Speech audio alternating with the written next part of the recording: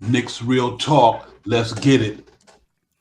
Time for divine shot, KJ events. This real talk's the brand. You understand how we do, my man. I'm on that Friday night Nick shit, dripping in Nick shit. Up in the world most famous arena with a click. That's a conglomerate. Nick's real talk, the real prominent. I'm a bit like the Omicron variant, dominant. Paying homage to the cat in the chat. That's where it's at. Cause I'm hearing that you don't care for hyperbole, we straight facts. We interact with the mob, the God. Up in the pod, the squad, the facade. My entourage be on the job, my energy. 50 tripping in 10 books. As they cook my game plan, and my brand for loot and pursuit. Going hard like the New York City gritty committee. Cause that's the things we know is pretty, but we all stay giddy. But we embrace the fan base like the late Anthony Mace. We trace the logo when there's space that appear like Squarespace. Staring down on the Chase Bridge, look at that Knicks City drip. The city decks is on the court, looking pretty legit. I say true to the orange and blue. I thought you knew for him a few bars to shine like stars divine on Mount Mars.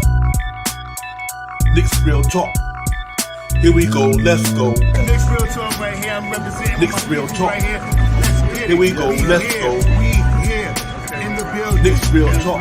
Let's get it. Here we go, let's go. Yeah, for real. Yes, sir. Knicks Real Talk. We here. Here we go, in the let's go. building. Let's get it.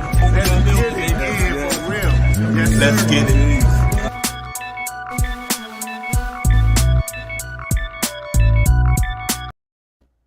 Yo, salute everybody. What's good? What's going on with you tonight, man? Knicks Real Talk. Let's get it. We in the building. Divine Shot Powers, man. We about to get into this Nick dialogue, break a little of this stuff down, man, and get into it, man. Hope everybody had a good Sunday. They chilling, man. Labor Day weekend. They doing their thing, enjoying themselves. We appreciate y'all coming here, hanging out with the crew. Y'all already know how we do, man. Salute to the chat. That's where it's at, man. Salute to the family. Appreciate y'all getting in here. First and foremost, let my partner in crime get in here and introduce himself. Shot Powers, what's good, brother? Salute to you, Divine. Salute to the chat. Let's get it. Yeah, real talk, man. Salute to the chat. That's where it's at. Johnny Davis, Will in the building, Jet for life in the building, Laker fan for life in the building. We ain't here, man. We here to just talk some Knicks tonight, man, on this beautiful Labor Day weekend. We just here, man. My theme tonight, the young core, man. We're gonna talk about the young core. We're also gonna talk about the starting five, projected starting five, possible starting five, most likely to start, who the fans like starting five. So we're gonna get into all that, man. But you know what? Hey, a couple of days after the Donovan Mitchell not having make things happen, so we move on from that and get prepared for the training camp and all that good stuff coming up in a couple of weeks. So we're gonna get past all the stuff that didn't happen and focus on the things that's gonna happen. And as we know right now, we pretty much got our roster set going into training camp, unless it's a move to be made before training camps, and amongst all the speculation and things of that nature. So we're gonna really get in here and talk about that stuff, man. But Shaw Powers, what's good, brother? How you doing today? Everything's good, Divine, man. I'm just here to, like you said, talk some Knicks stuff. See where we're gonna lead our young core that we got right now. Throw some optimism and some intense and get some optimism out there about our team and stuff like that. And let's talk about them. Let's get it. Yeah, real talk. Yo, salute Brooklyn Buddha, man. Brooklyn Buddha, salute. Hit that thumbs up, come in the door real fast and early, man. Hit the like and subscribe. Let's ride with the tribe. You know what we do. But yeah, man, I'm excited about what happened regardless of what happened with Donovan Mitchell. I still look at the team that we got going into the season. I mean, we still got a good team. I mean, a lot of people pretty much ride, because Donovan Mitchell didn't happen, they feel like we probably not going to be the team that can go out there and make some noise. I still think we got a pretty good competitive team in New York. So, and I'm going to see what these cats going to do. I'm really so, interested to see moving forward, what Tom Thibodeau going to do with the starting lineup, how much playing time the young guy's going to get, because, for me, when I mean young, I mean pretty much 26 and under, other than the Fourniers and the Randalls and Derrick Rose and guys like that. But everybody else they're pretty young. We got a pretty young team down here. So I'm really interested to see what they're going to do with the squad, man, and how competitive can we be, being that this thing didn't go down. The East is pretty dominant this year. They got a good, strong, the Eastern Conference going to be pretty strong this year. But I do like the talent that we have, though a lot of people, they don't value talent much as I think they should. But I think overall, we, bringing in Jalen Brunson, Hartenstein, re-signing Mitch and all that, it's some good stuff going on here, man. But we just got to see, is Evan Fournier, is RJ Barrett, after getting his extension, and Julius Randle going to back. He's going to have a decent year if he's still on a roster when everything is said and done. So I think we got a pretty good team, man. I'm really looking forward to it, man. Let's hope the Knicks get in here and shock a lot of people, and we'll go player by player in a minute, man. But I do think the roster is pretty talented. despite what people may think. So, we're going to see how it goes, Shot Power. I think we're going to be all right, though. Yeah, we're definitely set. Right now, what the New York Knicks fans were screaming about all year long was about us bringing in our youth. Let's play the youth. Let's run with the youth. Let's and invest in our youth. And right now, this is what we're going to do this year. Barring a trade for one or two guys that's on the team right now. We're going to run with a young crew. About 11 of our guys about I think it's a little less than 11, but under 25 years old. I think it's like 9 to 11 guys. And with Julius Randle added, I think he might be the 10th or 11th guy that's still 27 going on 28. That's a young core. Aside from the two guys that we have, our eldest men is Fournier and Derrick Rose and stuff. And I just think I'm the one thing that I'm hoping for that everything that we do this year is this is what I want to say to the Knicks fans. Do you really think that we're going to be or shoot as bad as we shot last year? Last year was a bad year for us, and we still almost made 500. We were only off by 37 games, 5 games. We were only off by 5 games of being a 500 team last year. And do you really think that we're going to shoot under 40%, around 40% with the field goal percentage? Do you think we're going to shoot under 35% for the 3-point line? And do you think that we're going to shoot under 80% for the free throw line like we did last year? If we change two out of those three segments that I just mentioned, we're a better team than we were last year, and I think we're going to be much more effective than we have been in the prior years under Thibodeau and Leon Rose. Yeah, what's interesting to me, you couldn't have said it better myself, Shot Power. Good analogy there. If you look at this team overall, we obviously we lost out on Dr. Mitchell, but man, at least we didn't give up a lot of the good stuff that we have. You know what I mean? So it's like, to me, it's like it was like damn if you don't.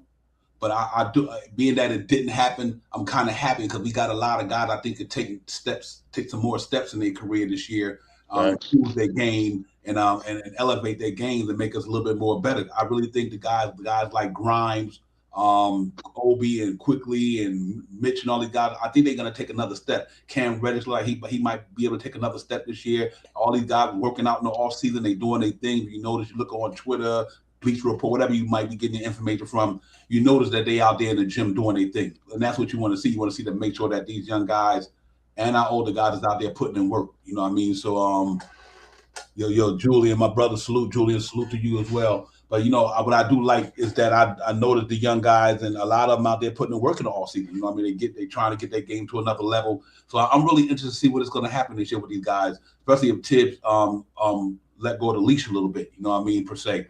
I think we still might have to do a wheel and deal with a player or two to get this roster, to get these guys some more time. But I think if Long Fournier here and a couple of other guys, you're going to be missing out on some rotation spots. So obviously somebody's not going to get to play.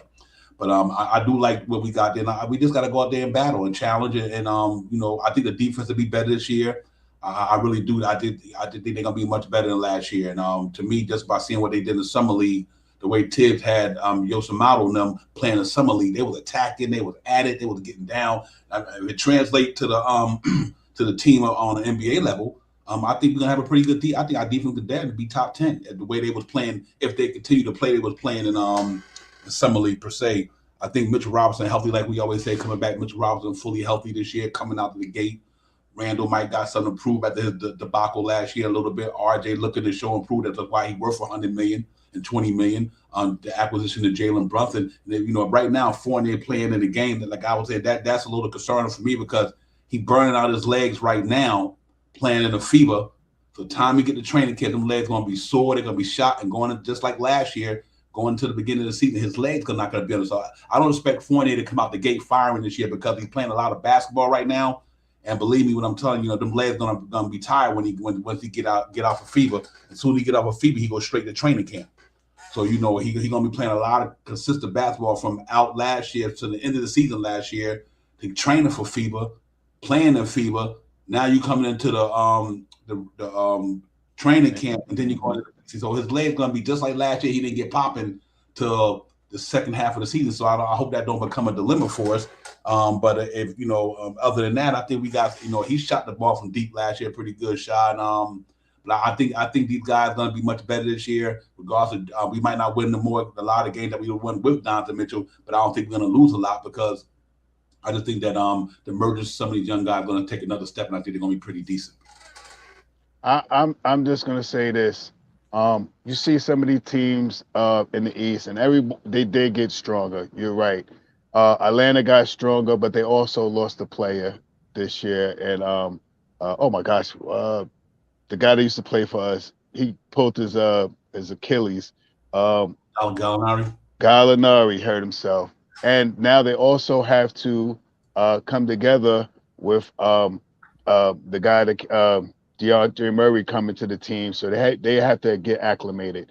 Ball is out this year with that knee injury for Chicago, and he may not be back. He may be going to at least half the season. So that's something that they have to adapt to as well. And all these other teams that acquired a lot of these new players on their team in the East that make them look stronger, which will evidently probably make them stronger, like Donovan Mitchell going to Cleveland, But the one thing that a lot of those teams that I just mentioned don't really have is a tight little core. The New York Knicks right now has been playing under Tom Thibodeau this will be their third year under him. Some of these players have been together for 3 to 4 years together. They know each other. They've been growing together. They know a lot more about each other. If everybody could just buy in a little bit more with the new guys that they brought in, with Obi being here almost 2 years now, IQ being here two going on 3 years, right? Yep, 3 years. Yeah. Right. So these guys, this will be their third year. Obi will be his third year here. Grimes will be his second year here and stuff. These guys has been together for a little while now, So that's good. You keep these guys together. Let's see where we can push forward. Let's see how good we can be, because I think from the jump, these guys are going to hopefully play a little bit better, because they have a point guard, and they have a point guard that is going to change the way he plays his game this year from where he played at Dallas. He's going to be more of a point guard than an off guard this year, I believe. I believe his connections are going to be highly with Randall. I think him and Randall is going to have a very good connection, because Randall needs a point guard. Last time Randall played well and we didn't complain about him, he had a point guard. We don't like talking about Payton that often, but when Payton played with Randall had a better year. Now, taking Brunson into, bringing Brunson into the fold, Brunson's going to be a better facilitator.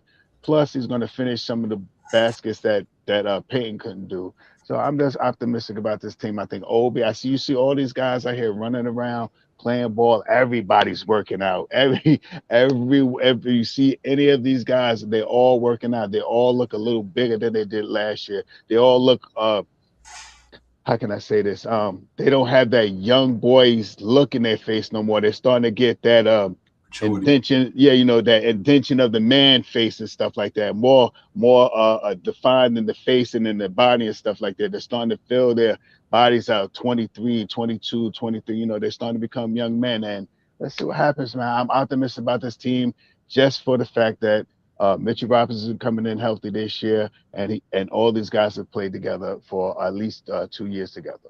Yeah, absolutely, man. Real talk. Eddie, yeah, I agree with you too. Obi, Grime, Cam, quickly. These young guys got a chance now, and to really, really take another step, and I believe they will, because I do believe in the culture there, man. A lot of people think the Knicks don't got culture. I kind of disagree with that, because I think ever since Scott Perry came here, he had guys in the gym all the time. Since 2018, these young boys they be in the gym trying to get better, doing their thing, and I think that culture is there. So, right now we probably tried to make a little altercation and get there faster. It didn't work out, but I think the emergence of guys like Quickly, Grimes, Obi, Jericho Sims. These cats is on rookie deal, and they worth every penny that they getting. Well, I think some people underestimate that. Like Quentin Grimes, I think he's about to be probably one of the better players in the league at the 2.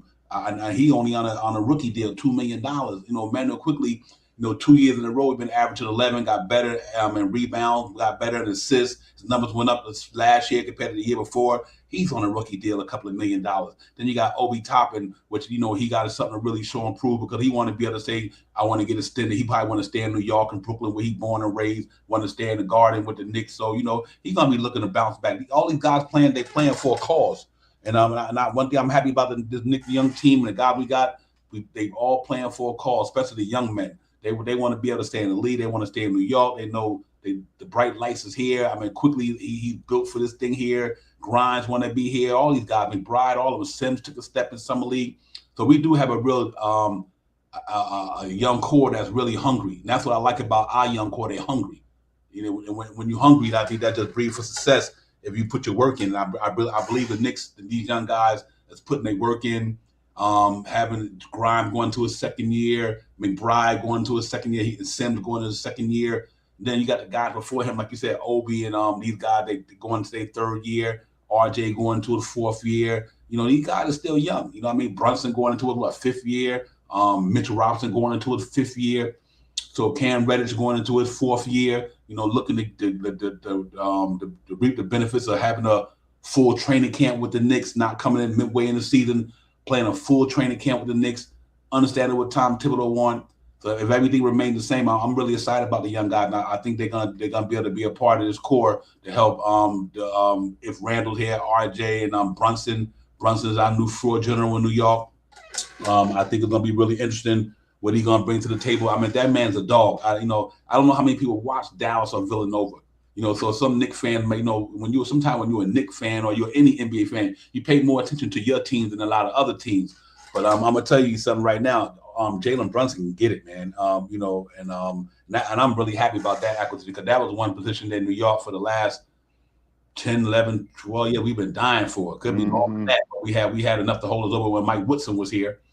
But now that having a point guard and a floor general like this guy who can, like you said, he got like that jelly in his game. You know what I mean? He can shake you all up and down the floor. You know what I mean? Get in the paint and to put work in. So I think that's going to reap the benefit for RJ. If Fournier's starting, they're going to reap the benefit for him too. That 3 point shot. He's going to have a point guard who know when to put him in the spots, who know where to hit him in the spots. That's a whole difference about the Knicks team this year than last year, that we didn't have a guy who can put these guys in their spots. A real, Alex, like we say, Alex Burks wasn't a point guard.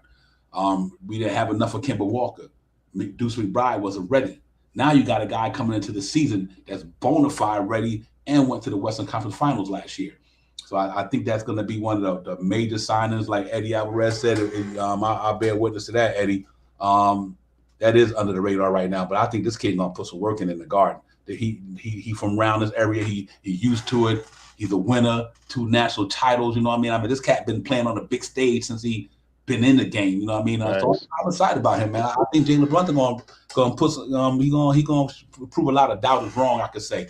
So let's see how that go with that, man. I think he's going to make a big difference in New York. So let me throw up the starter lineup, guys. These lineups, and we're going to talk about the projection of them, what some people want to see, and we'll get into that. So as of right now, I put this one out there just to see, what the guys may think, and the ladies and gents. If you look at the Knicks' projected starting 5 this year, Jalen Brunson, Fournier, RJ, Randall, and Mitchell Robinson. That's our projected starting 5. I think Jalen Brunson was around 16, 17 a game last year. Fournier was around that number. RJ put up 20 points a game last year. Julius Randle put up 20 points a game last year. Mitchell Robinson around 9 points a game. But then if you look at all them guys' numbers, I think Jalen Brunson can get you to 18 this year. I think Fournier can stay at his 17. I think RJ gets you 23, 24. I think Randall can get you 23, 24. And I do think Mitch will be hovering around the 13, 15 mark this year for us point-wise. So if you look at that starting lineup and all, you got roughly 35 points in your backcourt, and you're going to have about it's 60 points in your front court. So you're talking about almost close to 90 points just in your starting lineup. I think Brunson gets you 17, 18, like I said. Fournier, 7, that's 35 points right there. RJ, 23 points. Now that's 58. Julius Randle, 24. Maybe get back to what he was, 23. We go 23. That's around, 70-something, 80-something, excuse me, Mitchell Robinson's point. So, and then if you look at that possible starting 5, which I think a lot of people would like to see, Brunson, Grimes, RJ, Randall, and Mitch. I like that lineup probably just as good as any one of them down there, just because of Quentin Grimes' 3-point shooting and his defense. I think that helps Jalen Brunson pretty good. I think that's a formidable team as well. I think we gain a lot by putting Grimes in that 2 spot to defend that ball and shoot that 3 and break defense down, which he does well more than I thought he did. That's what's shocking to me, Shot Powers, that the way that boy put the ball on the floor and he gets to the hole. But then the most likely a lot of the fans want to see is obviously Jalen Brunson, R.J. Barrett, Cam Reddish, Obi Toppin, Mitchell Robinson. That's legit too. I like that. I like that team right there. I like the athleticism. I like the speed. Cam Reddish got size at the 3. RJ got size at the 2 because we switch out for Fournier. Now you got a 6'7", might be 6'8". You never know by now at the 2 guard spot. You got Obi Toppin 6'9" with leaping ability and a lot of other things. And you got the man obviously Money Mitchell in the middle. So that's a pretty good and I like the defense side of that. I think Cam can play defense good. I think Mitch could play it and RJ could play it. It was funny. I seen a metric today that Jalen Brunson was in the top of the league in defense. Yeah, that was interesting. I was like, to see him in the top of the league in defense was really impressive. I think because we don't get to watch a lot of him, I think people underestimate maybe what Jalen Brunson does at the defense side of the ball. If Jalen Brunson was in the top metrics in defense this year, ball defense, that's a good thing.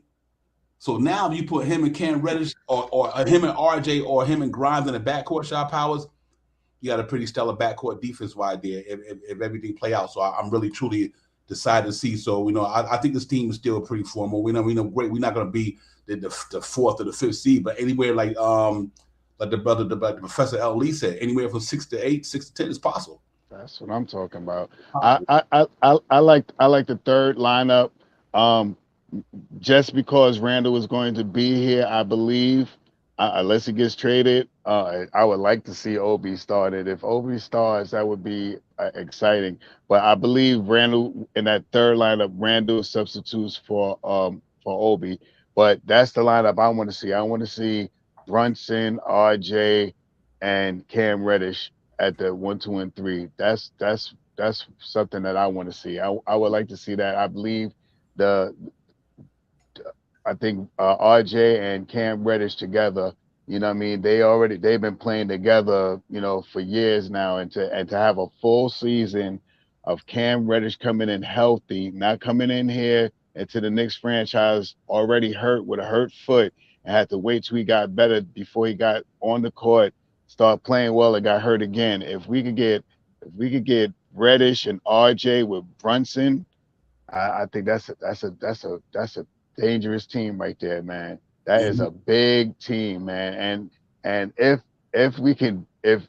somehow they do move Randall, because there was a 4-trade deal out there from 2 or 3 people I seen that made sense to me. I didn't write it down, but it made sense. But if we could get off of Randall and put Obi in, that's a monster starting lineup right there. That's a big athletic lineup with a point guard that wants to run and everybody running at the same time. Come on, man. Can you imagine Brunson coming down the middle and RJ's on his left, Obi's on the right wing, and Cam Reddish is on the far left with him running down the court?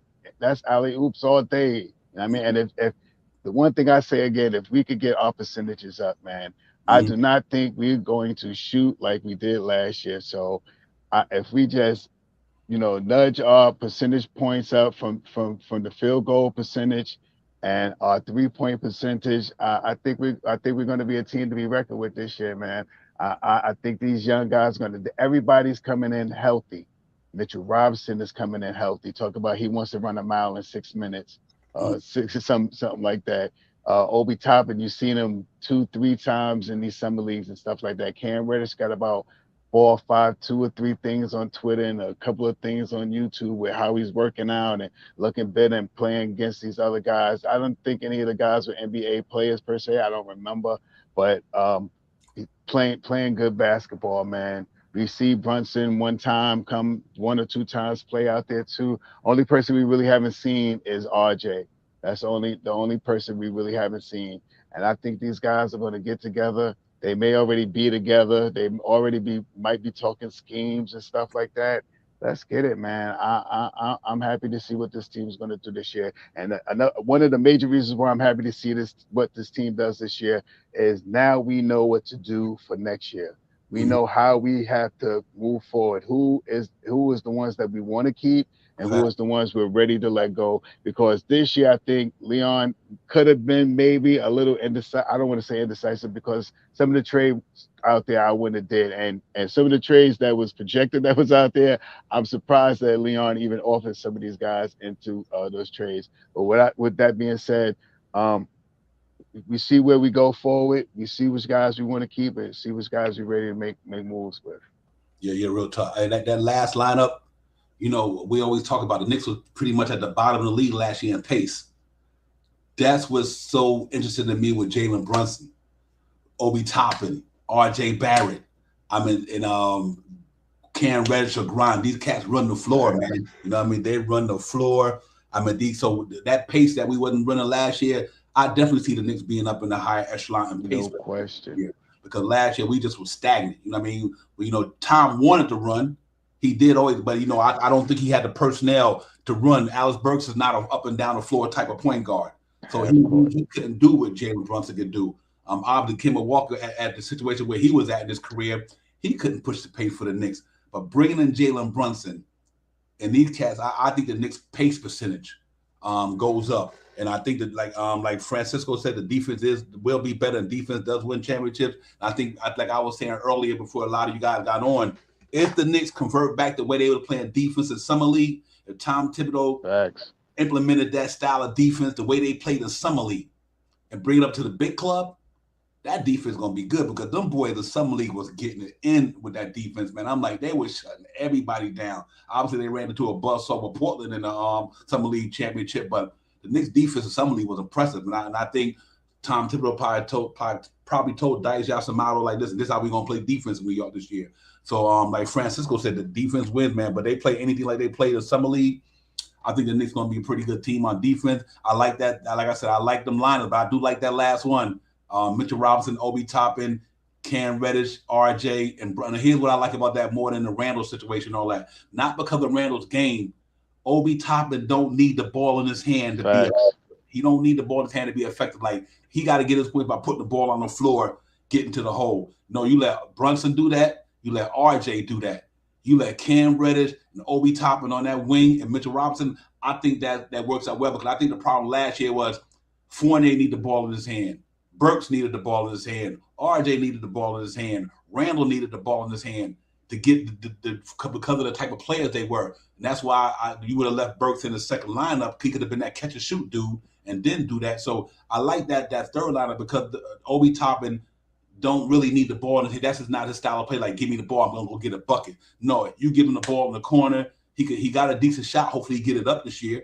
He could knock that 3 ball down, but he also can put the ball on the floor and go get a bucket. So and he also get his buckets off fast breaks and dunks. So, you know, compared. So I like that. I like him in that lineup for a lot of reasons. I think if Obi Toppin started for the Knicks, straight started for the rest of the year, I think Obi Toppin give you 17-7, easy. I think it'll be interesting to see how the Knicks do with that because I do think that he makes a difference in that starting lineup. But we know who Randall is. Let's not get it twisted. You know, no pun intended, no knock on Randall. But you know, also Randall needs the ball in his hand. And then when he was the major guy in New York, 9 out of 10 the ball went to him. It might just didn't go at the right time. Shift the ball around the perimeter. Then when you get down to 7 seconds, you need a bucket. Then you go to Randall. But I just think that was a little bit too much stagnation. So I do think, you know, coming back with Grimes and Cam, they can get a full year in. I think this team gonna be different, Shot Powell. And I think they're gonna be a little bit more running team. They're gonna be a solid team. They got some athletic guys on there, so I'm really happy to see that. You know, like I said, we wanted Donovan Mitchell. Great dad. He's not the greatest defender in the world. He's not the greatest percentage shooter in the world, Donovan Mitchell, but he did give you 25 a game. But I think RJ this year will give you 23. You know, 24. I think his numbers will be better this year. Because I know his work ethic and I know what this kid is about. And I mean, if you look at a lot of these metrics out here, out of all the people in the 2019 class, RJ was second in scoring, first in rebounds out of all the rookies in that 2019 class. And I think people forget about these things. He was number one and he was number 3, number 1 or 2 in the league, and I think it might have been another category. But RJ, since he's been in the league, it's really him and Ja Morant. Obviously, Zion Wilson you can't count because he's been hurt so much. But his numbers, RJ Barrett's number compared to all the rookies in that class is first, second, or whatever. That's why I don't understand why so many people don't get as mad at the Just Do Shot Powers, because the cat been here. His numbers got better every year. He's been in the league. Obviously, last year the whole Knicks team shot bad from the floor. But other the year before, it shot 40% from the three-point line, 39, I think, 44% from the floor, shot 70-something% from the free throw line. Last year, I think bringing in Fournier and Kemba Walker kind of messed the chemistry up for the Knicks. So let's see how it goes, man. I think I like that Robert Woodard. I really do. I had that in my mind. So I said around 45, I think this team can be that. I really do. And I think that gets us in. You know what I mean? Real talk. Yeah, I'm high. Like I said, I'm high on these guys this year. I think these guys are going to come in here with a different mindset. You know what I mean? You hear all the teams talking about the Knicks. The Knicks ain't this. The Knicks don't do this. Salute J Boogie. The Knicks don't do this. They can't run the ball. They can't do this. They don't have no shooters. RJ is not an all-star. Julius Randle, they're talking so much about the Knicks. And I think the Knicks are going to talk back this year a little bit, man. I really do think that the Knicks are going to talk back a little bit this year. I think the percentages are going to be a little bit better this year. I think guys like I seen in the chat, guys got chips on their shoulders, stuff like that. You know what I mean? I think all the guys that were mentioned in these trades are going to be real hungry because they got contracts this year. Mitchell Robinson coming in healthy this year. You know, we got some people on the team that I believe that I'm looking for 2 out of the 4 or 5 guys that we're talking about to really, put a little linchpin into their game this year. And if they do that this year, man, we're gonna be a real exciting team. And I mean, I still gonna keep us for 42 wins, 42, and I'm gonna give it a 5-game window to up to 47. And if we get off to a good start, we start off on a good foot, man. And we keep that metal to the pedal to the metal, or pedal to the metal, or whatever. We'll be pretty good. Yeah, real talk. Yeah, let me give a shout out to the chat, because that's where it's at. Hey, man, listen, we got one of the truest Knicks fans in the chat tonight, my brother Jay Boogie. Right. Salute, my brother. If you want to talk about a Knicks fan, and we true to the orange and blue, I thought you knew. That's how we get down. Thanks. Boogie's one of them brothers, man. Everybody, man, salute to the chat, Canal, everybody. We in the building, Knicks Real Talk, let's get it. Divine Shot Power, the chat, Knicks Young Core, plus more. We're going to be in it this year, man. Don't everybody sleep on the Knicks, man. I don't want the bandwagon. When we get to 40-something game, I don't want the bandwagoners jumping on. Don't undersell this team, man. I'm trying to tell y'all, these boys going to do their thing, man. They got a good talent down there. And I think a lot of them going to take a lot of steps. I think even the coach come back in hungry this year. Tom Thibodeau know that it's on the line for him this year. You know what I mean? He got to show and prove. So I think this team gonna be pretty impressive, man. It's not about being a homer. It's just that I try to see what the proof is in the pudding, and I think these cats gonna come back on a whole different plane, man. And I think they're gonna be ready to roll. I mean, and I'm looking to see. I'm hoping they do the right thing. If the Knicks don't do anything right now, I still think this team gonna be good. I think they're gonna be pretty good. So I'm with my man Robert on this for 45 wins basically. And then we'll see what happens going around the trading deadline. There's still moves to be made. I think these guys can still make the roster better if need be. I mean, I know a lot of the jury's out on Julius Randle and Evan Fournier, but even with the case being, if you do move them and you bring it back to something that's going to free up some roster spot to get Obi some run, because I'm going to tell you another guy we haven't even talked about, I think will be a big impact on the Knicks. That's Hartenstein. I think Hartenstein is going to be a big impact on the Knicks for this reason right here. Last year, we didn't have no backup center for Mitchell Robinson. You know what I mean? Because Noel was just missing in action, MIA. Jericho Sims was still raw. And, so to have a full Mitchell Robinson, a full Hartenstein coming in at the beginning of the year to back Mitch up, I think that's going to be an underrated signing for the Knicks. I really do. I like what he brings to the table. And then, like I said, obviously him playing out there in LA land with Tyronn Lue and the Clippers and all them good veterans around there. He got a lot of knowledge. Hartenstein playing around that team last year, and Tyronn Lue didn't want to let him go. But business is business. But that was a great signing by the Knicks. Almost 7 foot big man. We always talk about a stretch big. He can go out there and knock it down. He had a great shooting percentage from out there last year, like 47%, I think, some of that nature. So that was amazing. But I think Hartenstein is one of the underrated signings in New York, man. And I think he's gonna pay dividends. Cause I think he's gonna be able to do what Noel couldn't give us because Noel was injured last year. We missed Noel last year big time. I mean, I think if Nerlens Noel wouldn't have went down and Derrick Rose, Knicks would have been not even in the play, and I think they would have been up in there. I just think that we lost too much firepower, and I think it hurt us last year. But I do think that this team's gonna be formidable. I think we got a lot of young talent. We got speed. We got grit. I think they just got to put the dog in them and let them know they're playing for the Mecca. They're playing for New York, and they got to bring that grittiness with them. And they get back to being a New York City gritty committee. I think this team gonna shock a lot of people because they do got a lot of talent. I think we are stacked. You're right, Eddie, at the center spot, and Gerald Cousins might not even be in a rotation. They so stacked right now. So I think they got to make some moves to free up some roster spots. But salute my man Parrish, salute to the chat, salute to everybody on this beautiful Sunday. Labor Day weekend, man. I hope everybody enjoying their weekend and all that good stuff. The Knicks Real Talk, let's get it. Divine Shout Powers. We in the building with the chat and everybody, man. I appreciate all of y'all coming in here, man. Real talk, man. It's always good to see people up in here representing because you guys are the visible panel. Yeah, you guys literally y'all is Knicks Real Talk. Without you cats, ain't no Knicks Real Talk. So we might not see your face, but everything that's why I always put y'all comments up on this chat screen because you guys just the visible panel. So salute to all y'all for coming in today, man. But yeah, man, I'm excited about this thing moving forward. I am, man. I think they're gonna sleep on these boys, man. And that's good. That's what you want to do. You want the Knicks want to be slept on. I want everybody to sleep on the Knicks. They gonna be sorry. They didn't get Donovan Mitchell. They gonna be sorry. They ain't gonna be no good. They lost out on Donovan Mitchell. This ain't ESPN. This ain't BSPN. This ain't none of them hyperbole networks right here. This Knicks Real Talk. Here, Blanche Tears, still Knicks fans.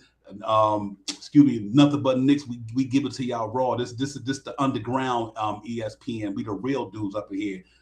All the content creators bringing all this content to y'all. This is where you get real content from. Don't worry about all that stuff they put out on the TV. So I think that they sleeping on the Knicks, and it's all good because I think we get a popping shot Powers. I'm really looking forward to the season. I'm really hoping these young guys take another step in their maturation, and I think they will. I think Grimes is going to be a sleeper. I think he's going to be a sleeper shot. I really believe that.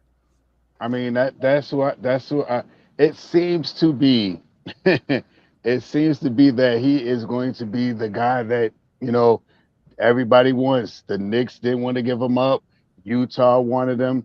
Let's see. I said I believe Grimes, seeing him in the summer league, seeing him doing different things, driving to the basket, making passes, making layups, contesting on defense and stuff like that. I think Grimes is going to have one of those breakout years, Mm-hmm. So, I mean, let's see, man. I got hot. The main thing right now is who's going to be in what position, because we do have a log jam at the guard position where we got Brunson, we got D Rose, and we got Deuce McBride. Deuce may not get too many minutes this year. You know what I mean? Shooting guard, that all depends on who's going to be the shooting guard this year. But if it's Grimes, then we got us backup for Grimes is IQ, and we really don't have no backup for IQ really. But one of the other guys could fill in, like Grimes could play a 2 or 3 or something like that. Our 3 position is a little smaller too. We only got RJ and Cam Reddish, and if you want to include Fournier, our center position is stacked. We got 3 big, strong centers this year. We are stacked at the center position, and our power forward is only Obi Toppin and Julius Randle for right now. So we really with these couple of openings that we have, we may have to fill out 1 or 2 of those positions just to have the full depth at every angle, at every position. But the big thing is where are we going to fit Evan Fournier? If Grimes comes in this year and they tote him as high as he is right now, is Grimes starting over Obi? Is Grimes starting in that 2 position? Is he starting over Evan Fournier? Because if Grimes beat out Evan Fournier in the starting position, where are we going to put Evan Fournier in the second position? I mean, in the second unit. You know what I mean? Is he going to take minutes from IQ? I don't think he's going to take minutes from IQ. And then you try to push him to the 3 position, and you got Cam Reddish there. It's going to be probably hungry this year. It's probably he's fighting to get paid this year. You know, do you think that Fournier is going to beat out Reddish? I don't know. That's the big dilemma right now, and that's the big thing. I'm cool with having Randall here this year to see if he can come back and have one of those years. He's going to have a point guard, but our problem right now is making one spot. We have to figure out what we're going to do with Evan Fournier, because if Evan Fournier starts, then that puts Grimes in the second unit, and Grimes and Reddish go up against each other for the 3 position. You know, so that's a problem. I mean, we put Grimes in the second position. Grimes takes the small forward position in the second position. Where's Cam Reddish going to play? You know, so that's going to be a problem. So we really have to figure out this Fournier thing, if anything. You know, there's some things out there about him going to the Lakers, maybe, or something like that. But you know, that's neither here or there. But we really do. I mean, we don't. The Knicks front office have to figure out what they're going to do with Fournier, because Fournier, Grimes, and Cam Reddish, 2 of those guys can play positions, and one is going to be left out. Which one are we really going? Which one are we really going to leave out? A healthy Cam Reddish, a healthy Quentin Grimes, or a kind of worn out Evan Fournier? Because Evan Fournier is playing. I think he played like 8, 12 games, 15 games at FIBA right now. How many games he played over there? Yeah, he's playing a lot of games. And like you said, last year he came in the beginning of the year, he was a little sluggish, a little bit. You know what I mean? Unless it was against Boston. You know what I mean? He was a little sluggish. So we got to figure out what we're going to do with Evan Fournier. Yeah, real talk. Yeah, man, I tell you, to be honest with you, man, I'm super excited about it. Hey, Jay Boogie made a great point. The chat went by. He was saying, you know, if we didn't trade none of them young guys, you got to play them. And I agree with Jay 100%. If the Knicks, being that the Knicks didn't trade them young guys, you got to play them. You got to give Grimes give the opportunity. You got to give these cats and Fournier, I'm not Fournier, but to say, excuse me, Cam Reddish and Obi and them, you got to let them cats play, man. So Jay Boogie, good analogy on there for us, my brother. Appreciate it. And but listen, we got in a couple of weeks, we'll be opening back up the panel. And we have all these great minds in here. Jay Boogie, don't be no straight. I'm so glad you want to chat tonight, man. If you need to get on and say, keep your word, just give me a thumbs up. I'll put the link on for you if you want to get in. If not, I understand. But I appreciate you coming in, man, because you mean a lot to this Knicks community, Jay Boogie. Real talk, my brother. And you know, so we appreciate you. Yeah, and listen, like you said, let me put that up for the brother. Jay Boogie got the fantasy thing popping off. Y'all check out Jay Boogie, holla at him. You got the fantasy thing coming up, man. So y'all make sure y'all tune in to Jay Boogie. Hit him where we need to hit him up, whether it's Twitter or where we find Jay Boogie at. Make sure y'all go and follow the brother, and maybe y'all get on the fantasy thing and get it popping down there. But yeah, overall, you know, I think the Fournier is the elephant in the room to me, guys. I think that if you don't move Fournier, somebody's not going to be in that rotation that need to be in there. I just think it's that plain and simple, like you said, shot power. So I think Fournier is going to be, and like I said, it's got nothing to do with his talent. I think if we're going to move forward with the young guys, because this is a good year to see what these young guys could do going into next year. So like you said earlier, let them all play this year. And then you will see who you need to keep, whether at the deadline or whether at the end of the season next year, you will be able to make that determination who you're going to move, who you're not going to move. Because I think this thing going to be interesting to see. So we just got to stay tuned in, locked in, man. Our ears to the ground, our eyes open. The orange and blue should be popping this year, man. I think opening day gonna be fun in the Garden. Excuse me, guys, ladies and gents. Detroit Pistons coming to town. You know, Jaden Ivey, Kay Cunningham are gonna be in the building. You got the ex-Knicks gonna be in the building. Burks, Nerlens Noel. You know, so it's gonna be pretty interesting. If they move Kimba, if not, Kimba will be there. So, you know, and I'm good with that. I think a lot of people. I heard a lot of chats talk about this. We've been talking about this for a while. A lot of people don't see it, but I think if the Knicks want to save $100 million down the line, then you move Randall and Fournier for Russell Westbrook. No matter what you do with Westbrook, you don't even got to play it. But I think if you move Fournier and Randall, same amount of money, and on 2 picks in LA for Julius Randle and Evan Fournier, the Lakers can use them dudes. They need shooters like that. They need a score like that. I think you can get Randle and Fournier there and let Russell Westbrook $47 million come. And the reason why I always bring that up, at the end of this year, that comes off the books, you don't got to worry about Julius Randle 15% trade kicker and a player option. Between him and Fournier over the next 3 or 4 years, you're saving $100 million. Fournier get $18 million the next year. Julius Randle get around 26 or something like that. Then Julius Randle get 27. Then he get 29. So if you get Westbrook, you get that contract off, that you saving $100 million down the line. So maybe when somebody come available like Giannis and them who might want to come to the bright lights, you never know. But I think we do got to find a way to get them guys off here, let the young guys get some burn, get their stuff going, man. And I think we'd be all right, man. But yo, salute to the chat, my man. Everybody, salute to the chat. Real talk, you know what it is, man. Y'all keep it coming. Great chat y'all putting up here, man. I love you guys. Y'all some wise brothers and sisters up in there. Yeah, I heard that too, Keith. That they didn't want that, but you never know. Things are changing. But we'll see, man. We'll see how it is. I do think we gotta go to training camp. The other thing I heard out there is going to Hayward. Julius Randle going down to Charlotte for going to Hayward or something. You know what I mean?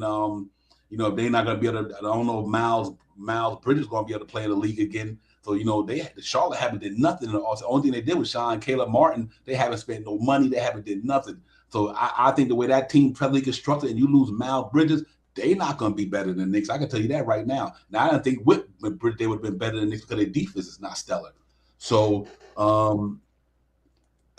yo, salute Jay Boogie, my brother, man. Appreciate you coming in, man. Enjoy real talk, man. Thanks for coming in, my brother. We mean that, man. So have a good one, Jay Boogie, my brother. Jay Boogie, salute.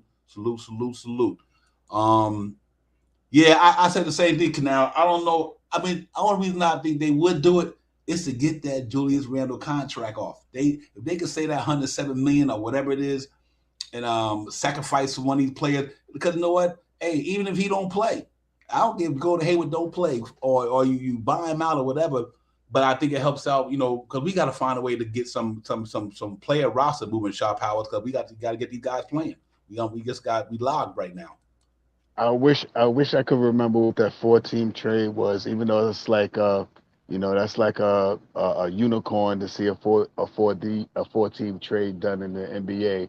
But there was a way that, and I always talked about Hayward, man. I thought he was a good piece to bring back here if we could get off Randle, which is a good place for Randle to, if he could turn up there, he would fit in there pretty well, because he would fill in for the same position as this guy we was just talking about. He would fill in perfectly up there, But we'll see what happens, man.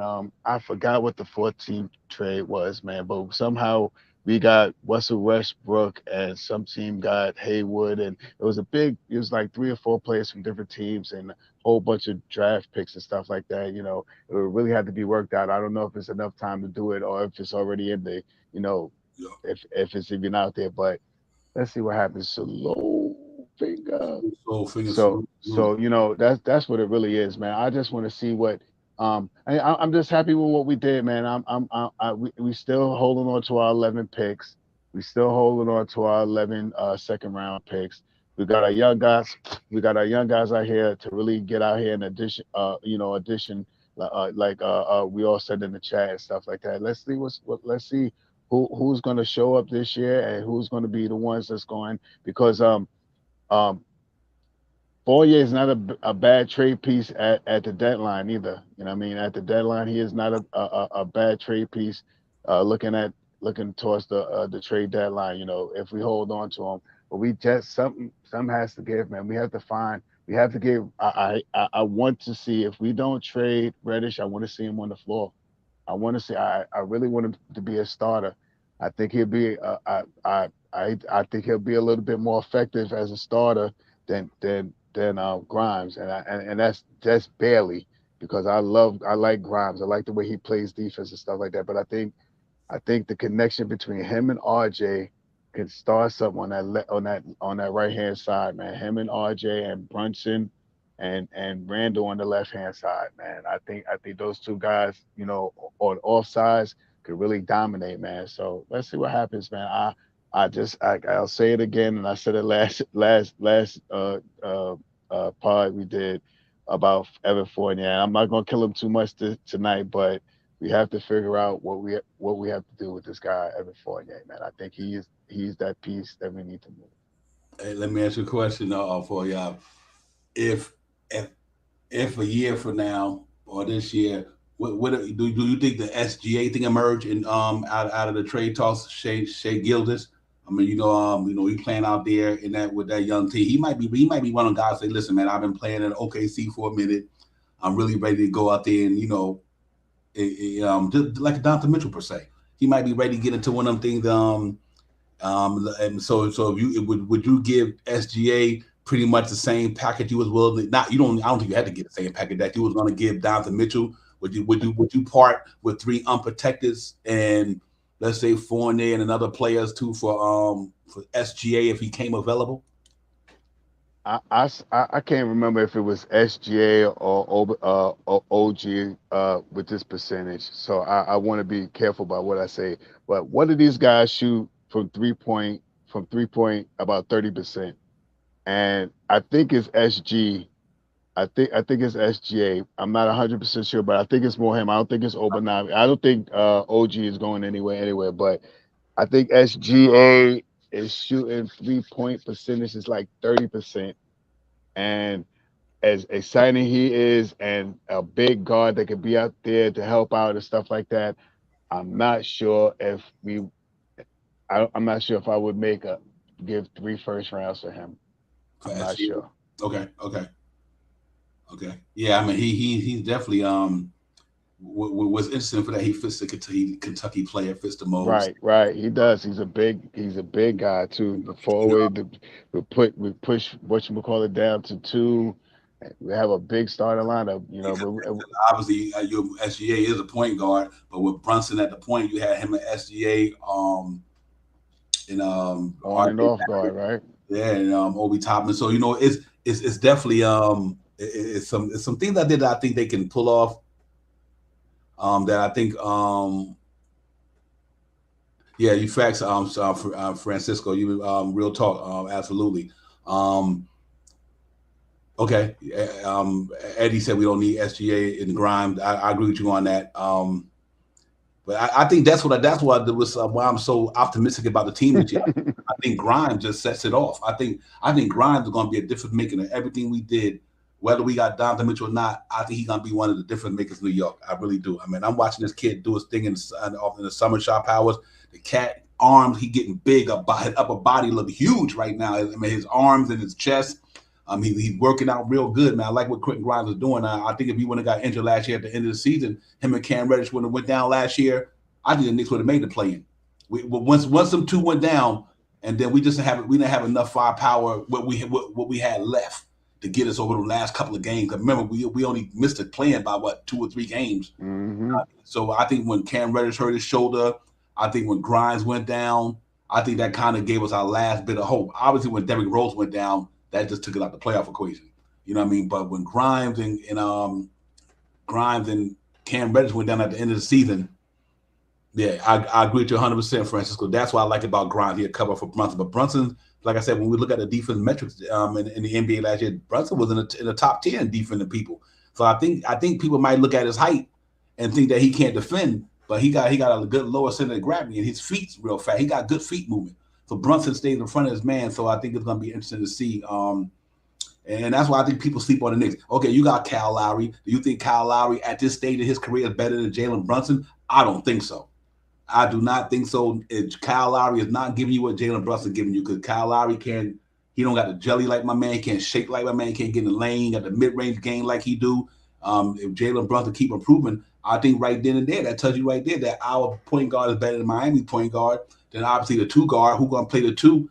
I don't care if it's Tyler Hero or whoever. I think I think Grimes can be effective against any 2 guard in the league. So I say this to Alton Lee's question about Obi real quick. I think Obi could have a breakout year. It all depends on how many minutes he gets. For me, it makes a big difference if Obi's staying 14 minutes, 15, 16 minutes, we're probably going to see almost what we've been seeing from Obi. But if Obi could get 20, 22 minutes, 24 minutes, I think we could see a better production from him. I think he'll have a, closer to a double-double for this year. That makes a big difference. I want Randall to be here this year. I think him and Brunson is going to have a crazy connection this year. But with Randall being here, Obi's not going to get many minutes, I don't think, man. No, Maybe 18 minutes, maybe 20 minutes. I think Tibbs can rest Randall a little bit more with Obi having so much prospect in him. So if he can try to give Obi 20 minutes and give Randall 28, 30 minutes, something like that, somehow, just spinning around where they could be on the court together a little bit, I think we have I think we'll be okay. You know what I mean? But that's one of my things. One of my trade packages for Donovan, I hate to keep talking about it, but it was Obi, IQ, and Obi, IQ, and Fournier. And the reason why, because Obi, I don't want to see Obi get 14 minutes this year. I don't want to see Obi get 16 minutes this year. Obi at least has to get 18 minutes from this year, and I hope I hope that's what can happen. And the only reason why I said that, Eddie, is because I don't think nobody really wants. I don't want to say that out loud. I'm sorry I said that. It's not that no one wants Randall for his play. It's for his package, what he has left on his contracts.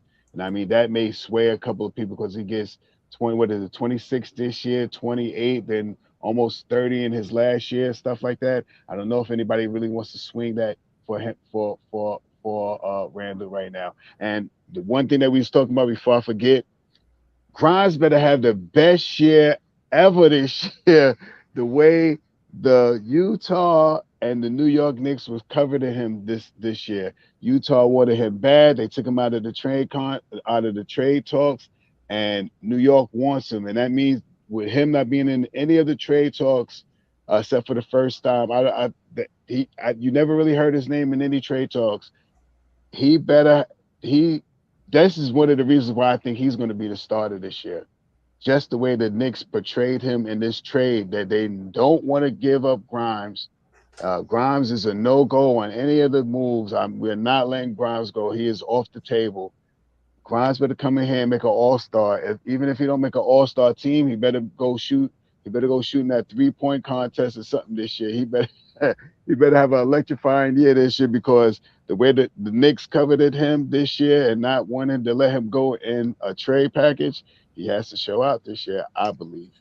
Yeah, real talk. I agree. I think the interesting thing, the Julius Randle situation is real interesting. I'm for moving on from him, because I think Obi Toppin can give me 17 and 7. I'm good with that, knowing that we got Jalen Brunson giving you 17. It'd be different if we didn't have a point guard we have now. So we got a better point guard. So the points that Obi Toppin won't get, that Randall was giving you, Jalen Brunson's going to make up for it.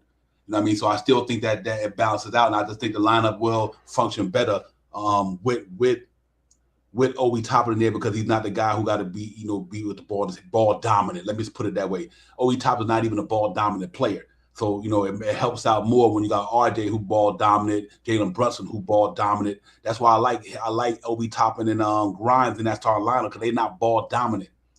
So that means that they know who the two main cats is. They know that RJ Barrett and Jalen Brunson is pretty much going to be your main guys with the ball in their hand a lot. But we also know that Grimes and Cam Reddish and Obi Toppin them can get buckets too. And real quick, Professor, I think that backup point guard, I think that might be Derrick Rose. I think Derrick Rose backing up Jalen Brunson to be a problem for a lot of teams in the NBA. I don't think there's a backup point guard in the league better than if he's healthy, is Derrick Rose, with that experience and that speed and that quickness. He shot the ball pretty well for the Knicks.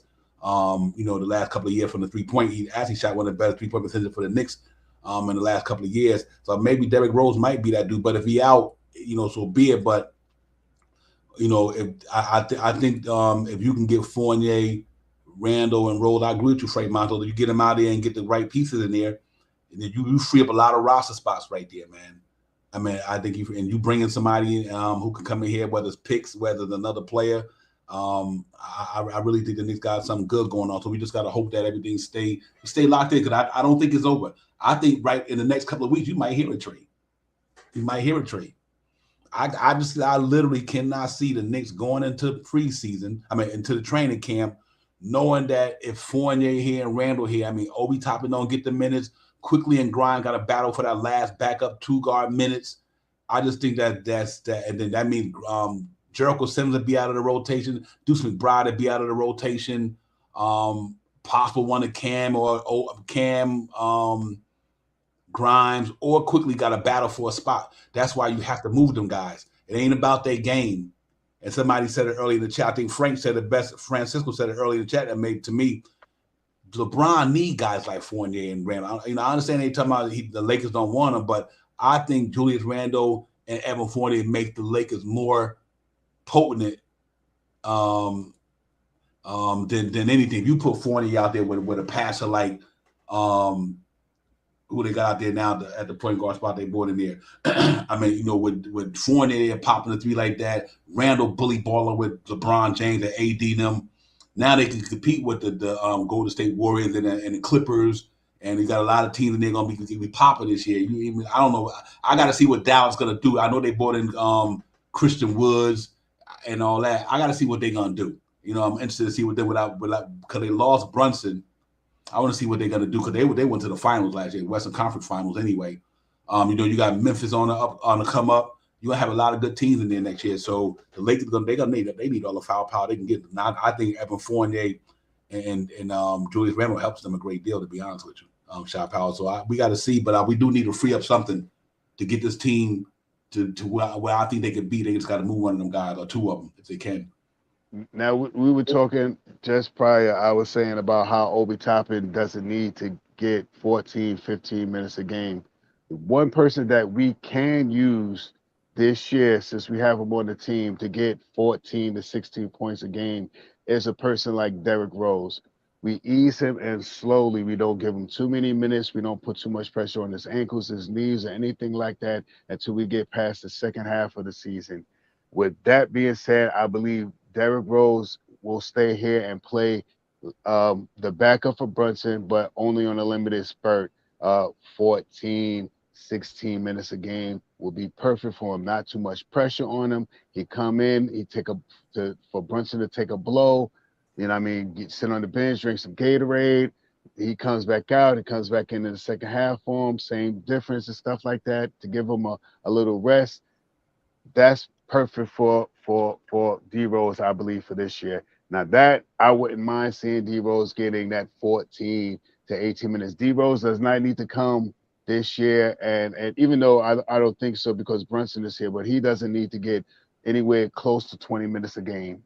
He doesn't need to get nowhere near close 20 minutes a game this year. His minutes should be in between the 14 and 17 minutes a game. That's what I believe he needs to be.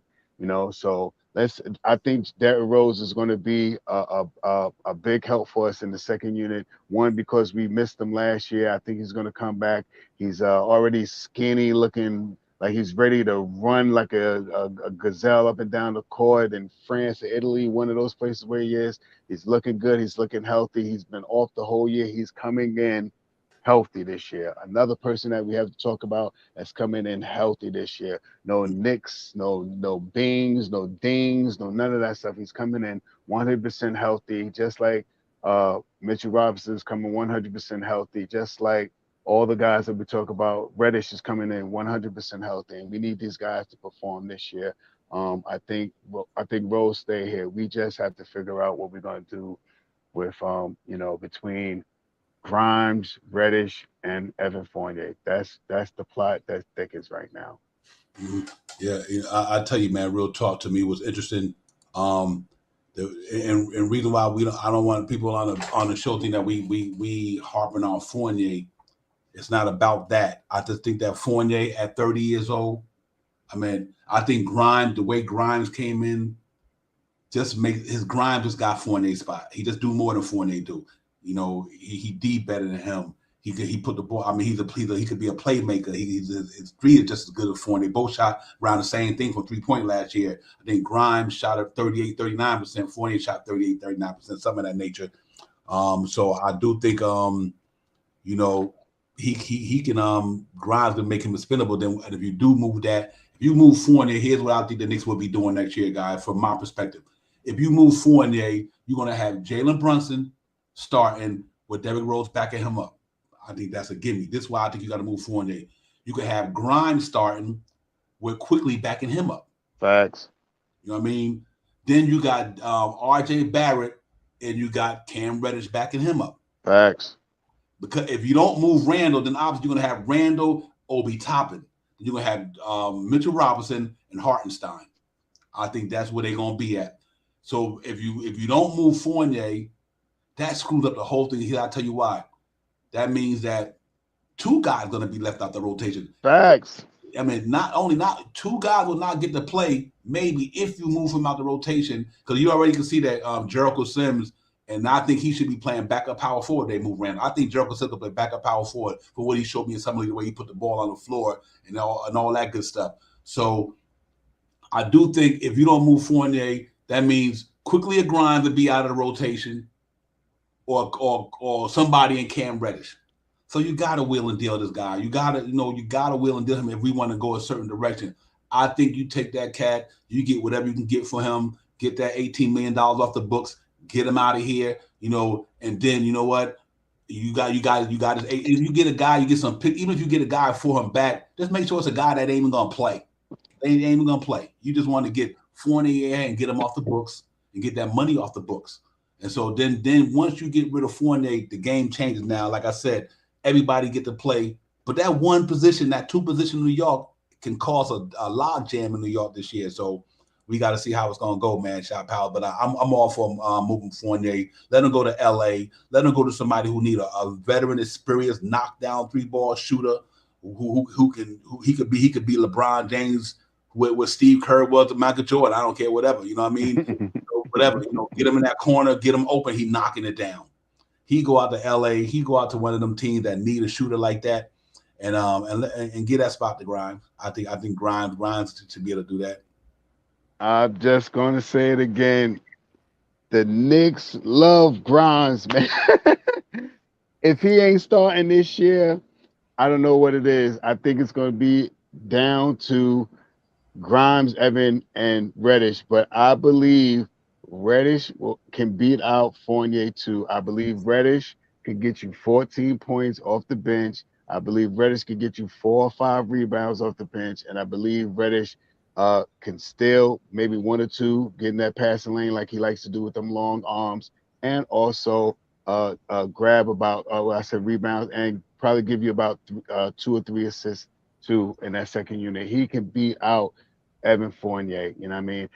And the way the Knicks front office loved this guy Grimes, if Grimes is not starting and they start Evan Fournier and they didn't want to get this guy up in the trade, no, we don't want to get Grimes up in the trade. I think Grimes is going to be a shining light for us this year. And I believe what I want and what I believe is 2 different things. I want it to be Brunson, RJ, and Cam Reddish. But I believe that it's going to be Brunson, Grimes, and RJ. That's what I think the starting unit is going to be. Those 3 guys there. I don't see no way for Fournier to be, man. And I hope that they could get something done pretty quick, or grab 2 or 3 second-round picks or anything, man. Partridge in a pear tree, whatever you want to do with it, because Fournier is going to push people out of position. Now you got to have to figure out who's going to get minutes, and I don't know. And I know if you put Fournier in that, if Fournier's not starting in the second unit, who he's going to take minutes from? Who is he going to take minutes? He's not taking no minutes from IQ. You think he's going to be that IQ? You think it's going to be Rose, Evan Fournier, and Reddish? I don't know. Yeah. You know what's interesting to me? When I look at Fournier and Grimes, I look at the intangibles. See, I'd rather have a person do 5 or 6 things good than a person had to do 2 things good. You understand what I'm saying? Quentin Grimes literally could shut down a lot of cats. I mean, this cat literally, when he played defense, he up in your grill. He in the passing lanes. He got a stroke that looked like Allen Houston's. Literally. I mean, this cat, and he could put the ball on the floor, and he got to really burst in his jump, in his hops. He's explosive. Let's put it like that. He got explosive, and it's never about disrespect to Fournier. And I'm not doing it. Like I always tell everybody at the beginning of the show. It's so much not about Fournier is not good. I just think he don't fit the Knicks and where we are at. You know what I mean? Think about this here. This is important for all you Knicks fans out there. Fournier was here last year. The Knicks didn't go to the playoffs. And I'm saying it's only because his fault. I'm saying he was one of the players we brought in. Everybody on the Knicks last year came back. The only people we brought in was Fournier and Kemba Walker. Am I right or wrong? The only two people we brought in besides the rookies. What happened last year with the Knicks? They didn't make the playoffs. Because why? Fournier, Kemba Walker, Randall, and RJ all need that ball in their hand. And that offense was so messed up because you had too many guys who needed the ball in their hand. As the year before, Reggie Bullock didn't need the ball in his hand. Elfrid Payton didn't need the ball in his hand. So that allowed Randall and RJ to shoot that high percentage that they did the year before that. Think about RJ and Randall's percentage last year, the year before last when they had Elfrid Payton and Reggie Bullock. They knew what they were going. They were the predominant ball handler, the ball scorers in that Knicks offense. Like you knew Randall was going to get his buckets. You knew RJ was going to get his buckets. Last year you came in, Fournier and Kemba disrupted the whole thing, and that's why we didn't get to the playoffs. Not because of him, because what they brought in didn't work. His defense wasn't good enough. His defense was nothing like Elfrid Payton's and Reggie Bullock's. Kemba Walker's defense wasn't nothing like Elfrid Payton and Reggie Bullock's. So we went from a team that was in there to a team was out. And I just think that what happened was Fournier caught fire at the end of the year. By then, it was over. You know what I mean? So I think it's not about his talent. I just think that he need to go to a team that's a little more older. That he got guys that he gonna respect LeBron James. He's gonna respect Davis. He's gonna respect these guys. Fournier, like man, I gotta. He like the elder statesman on the Knicks last year. Who he respect on that team to the fullest. Think about it, he's the oldest dude on the team. Now he can go to a team who got guys that he gotta respect. That's the difference with Fournier. I think he came to the Knicks with guys who just he's like, listen, man, you cats ain't been where I've been in the league yet. You know what I'm saying? Shop Howard, like he been in the league almost 10 years. RJ 2-3 years. Randall, like whatever. He that wasn't where he needed to be.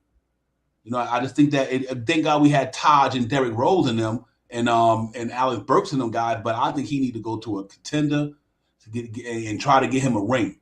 Send Fournier somewhere where he can try to get him a ring to say, you know what, I played in the NBA, I got a ring. I think that's what he need to be on right now. So, you know, I think Grimes is the dude for me, man. His defense is impeccable. His street shot is just as good as Fournier's. His passing lane skills is there. His pace is there. Evan Fournier can't run up and down the floor like Quentin Grimes can run up and down the floor. You know what I mean? We lasted pace last year. That was another dilemma. You know, we was worse than pace. So I do think it makes a difference by definitely getting them out of here, Shop Powers. Yeah, you're right. And right. I understand what you mean, Keith. I like Grimes, but I believe the front office of the New York Knicks is the ones that's overrating Quentin Grimes. No trade offers for Quentin Grimes going for Donovan Mitchell. None. You know what I mean? They wanted Grimes bad. Every trade package that Utah wanted had Grimes in it, and they took Grimes off the table. So I want Grimes to be here, and I think with Brunson on the team, there is a way that Evan Fournier can, prosper. Because he is a point guard, and him driving to the hole and a Fournier man coming to double team, he's a pretty good passer. You know, Fournier can really stop, get the ball, drop it, and shoot it. You know, so he can have a really productive year this year with Brunson on the court. There's no doubt about that. But as for me, I mean, I wanted Fournier. I wanted Fournier 3 years ago before he went to Boston. Boston I think he was in Boston, something like that. I wanted him at the trade deadline then. We missed him a year, and then we got him last year. So I like Evan Fournier. I think he's a spot up shooter, and he could get hot. Once he gets hot, he's kind of unstoppable. He's one of those guys that can hit 4 or 5 3-pointers in a row, and really get, really light the court up, So I'm not downgrading Fournier, but if we want to put in a package, who would we really want what position right now? If we putting the 3 guys is up, Evan Fournier, Quentin Grimes, or Cam Reddish. If we got to pick 2 of those 3 guys, which two guys are you picking? I'm picking Grimes and Reddish. That's what I want to see this year. You know what I mean? So I like Evan Fournier, man. I liked him for a couple of years, man.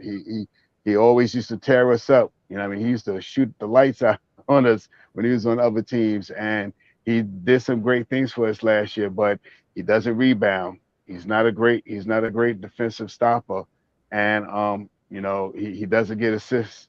Those things, those other 2 guys that I say, and I'm not saying Grimes as much because he's only 1 year into it, but Reddish is played a couple of he gets 3-4 assists, he gets 3-4 rebounds, and he can score 14 points what Fournier shoots, so more athletic, big, he crashes boards, steps into that pass. Grimes is all on hope. A hope. That's what a wing and a prayer with Grimes. I think that he's going to be good. Not saying that he is going to be. I think he's going to be good, and I think the Knicks front office thinks that Grimes is going to be good as well. Yeah. And for me, man, like I said, it's not about because he's not a good player. It had nothing to do with that, but you got to also look at these guys' numbers, man. If you look at the numbers on the Knicks last year, and that'll tell you what I mean, because sometimes we get so caught up on a player, but we also don't look at the stats overall stats, and what they did for the Knicks, and that's why I think we gotta kind of look at some of these guys, man, and see what they did. Shop house. I do that. These cats that the Knicks got out there is something you got to take into consideration. And I'm gonna bring that up just to right here, guys. Let's do it like this here, so we don't think that we just hating on nobody. And I don't like that. We ain't no haters. We Knick lovers here. Yeah, guys, look at this here, and let's look at it. Let's look at the stats of Fournier's and all them guys. This is what I'm trying to say. Evan Fournier last year for the Knicks played 80 games, 29 minutes a game. He shot 41% from the floor. That's low. Only 41%. He shot 38% from the 3-point line. But think he only shot 70% from the foul line. 70%. And we get in RJ Barrett. RJ Barrett shot from the foul line last year better than Evan Fournier. Think about that. Look at the numbers right there. RJ Barrett, and he had a bad abysmal year shooting from the charity stripe, but he shot better than Fournier last year. Fournier last year got you 4 rebounds he got you 2 rebounds from the 2-guard spot last year and 2.1 assists. You cannot have that in the NBA today when you got all these dominant 2-guard players in here. He only got you 2 rebounds. 2 rebounds, 2 assists from the 2-guard spot. Only shot 70% from the charity stripe. He shot 41% from the floor. Now let's look at Quentin Grimes. Though he only played 46 games, 17 minutes, he shot almost just as much as Fournier from the floor, 40%. He shot the same as Fournier from the 3-point line. And he was abysmal for the whole Knicks team stuck up last year. So what I'm trying to say is these guys' numbers is not far off, man. I know Fournier, he lit it up with all the 3 points. He shot the most. But look at his numbers overall. That's where I'm trying to go with that. You don't need $18 million for that. When Grimes giving you the same numbers he giving him, and he played way more or less minutes than Fournier did last year. So then you look at Emmanuel Quickly numbers. Emmanuel Quickly played 23 minutes. He shot just around what Fournier shot. Look at everybody in the Knicks team last year shot terrible from the floor. Julius Randle 41%, RJ 40%, Fournier 41%, Alex Burks 39%. Obviously, Mitchell Robinson is the best. Kemba Walker 40%. Derrick Rose 44%. He was the best one, basically, other than the big guys. So I just say that that's the reason why I don't have no problem moving on from that, because his contract, you can get these guys in another year. Quentin Grimes will be giving you 40 numbers in a year or two. I believe that. You know what I mean? So to me, that's the reason why I think you should try to get him and let Quickly and Grimes. Grimes going into his second year. He was a rookie last year, guys. I mean, you can't even really judge the man that much. But what he did, what you look at him is his potential and his promise. The cat is a hard worker. He's a go-getter, and I think he's gonna be really something for the Knicks. So I like Fournier, and it ain't about them, but his numbers. I think we got overblown by Fournier numbers last year because he was shooting on them 3-pointers. His numbers across the board wasn't that good. His defense is not that stellar, and I think that's to me the big problem. So much as I like Fournier and I root for him, he's a Knick. We always gonna love him. And I know he did a lot of good things once the season got after the All-Star break, but you got to move him. Yeah, even if you remember, if you can remember, in the beginning of the season, there was times that Fournier didn't play the fourth quarter, and I don't want to. I'm about to get off of Evan Fournier, but Evan Fournier, I believe with Brunson on the court can be dominant. I believe that he can make his shot, and I believe that Brunson can get him in the spot where he's at. Plus, Randall and RJ know Fournier, you know what I mean? And usually there was some a statistic about when Fournier comes to a team, the first year he doesn't play that good, but by the second year he comes in, he plays a little bit better. I'm hoping that Fournier can come back and play a little bit better. If Fournier can elevate his 3-pointers to 41% and get his shooting percentage up to 44% and his free throws up to 77%, we in business with Evan Fournier. That's about 19, 20 points a night, you know. And I believe Fournier can do that. He has done about 18 points in his career, sometimes in his career. So I believe Fournier can do that. And you know, I'm a little stuck on Fournier to say that because I think I think I prefer to see Reddish out there a little bit more and Grimes out there. That's me saying that. I'm not saying that Fournier is a bad player because I wanted Fournier here. So I'm not saying he's a bad player, but if I had a choice of Grimes, if I'm choosing a full up and down court, and this is my fifth, and I got 2 picks to pick to make my 5-man roster, and we about to run it up and down, I'm picking Grimes and I'm picking Reddish. You know what I mean? I'm picking Reddish for the finishing and I'm picking Grimes for the shooting. I don't know if Grimes is gonna break the 3-point shooting this year. I don't know if he's gonna break the 3-point shooting this year like Fournier did, but I'm pretty sure Grimes can probably get you somewhere close to 37% for the year shooting 3-pointers this year, and a little bit more efficient at the field goal percentage, closer to if he played the same minutes as Evan Fournier did. Thank you. Mm-hmm. Yeah. Grimes only played 17 minutes. Evan Fournier played 29 minutes.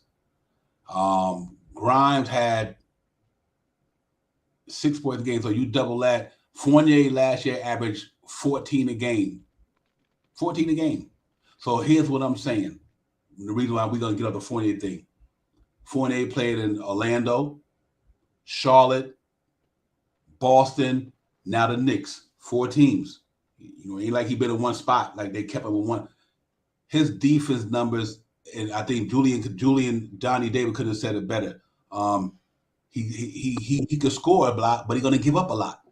See, so no matter how much he score, the guy who he playing going to give it to him. So your plus minus is not even going to be there. If Fournier scores, he scored 14 a game last year, guys. So if Fournier scoring 14 a game, but the other cat getting you 18 to 20, I don't care how many points he shoot, he's still going to be in the negative. You know what I mean? And Quentin Grimes, and not what night in 17 minutes. I think now coming back into this year, I think you just got to watch out. So I think this what it is with me is that it's not about the hate for Fournier. I think he's a 30-year-old guy need to go to a contender.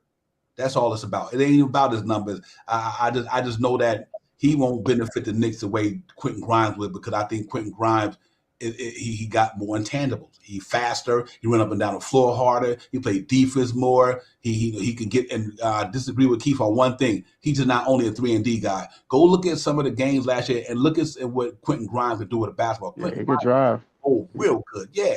He gets to the hole. He got a really good step to him. So I think we got to, really look at these guys, what they do in the totality, man. Not just because people say he's not 3-and-D. This cat, he really can get down, man. I mean, he got good court vision. His passing is nice. But see, because of they put that stigma on like he's a 3-and-D guy. No, he's not. That dude can even play a point guard. His handle is so nice. So I think we got to look at everything overall and think that this is a chance for him to go out there and shine. So we'll see. I mean, we just looking at it from our perspective. Tom Thibodeau might start Evan Fournier, and that's what it is. We got to roll with it. But I do think that him being here is gonna affect some of the mental makeup of some of these young guys. How quickly and Grimes gonna feel knowing that they're ready to take a step and they can't take a step because Evan Fournier is in front of them. I mean, and like Shaw Power said, you gotta believe Quentin Grimes is important to the Knicks. They wouldn't trade him. They would not put that boy in a Donovan Mitchell trade. What does that mean? That means they know that boy got skills. He got skills. So, that's saying something to me.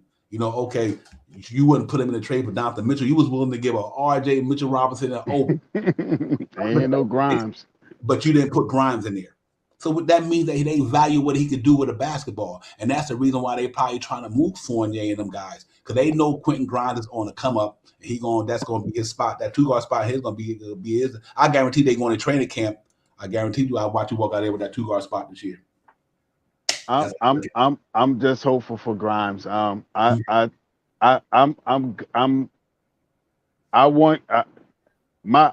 say it again. My starting lineup is RJ with Reddish, RJ 2, Brunson 1. But with Grimes at the 2, that opens up the court so much more as well. I mean, now you have a lot of spacing, and you have an extra shooter out there now if he can perform.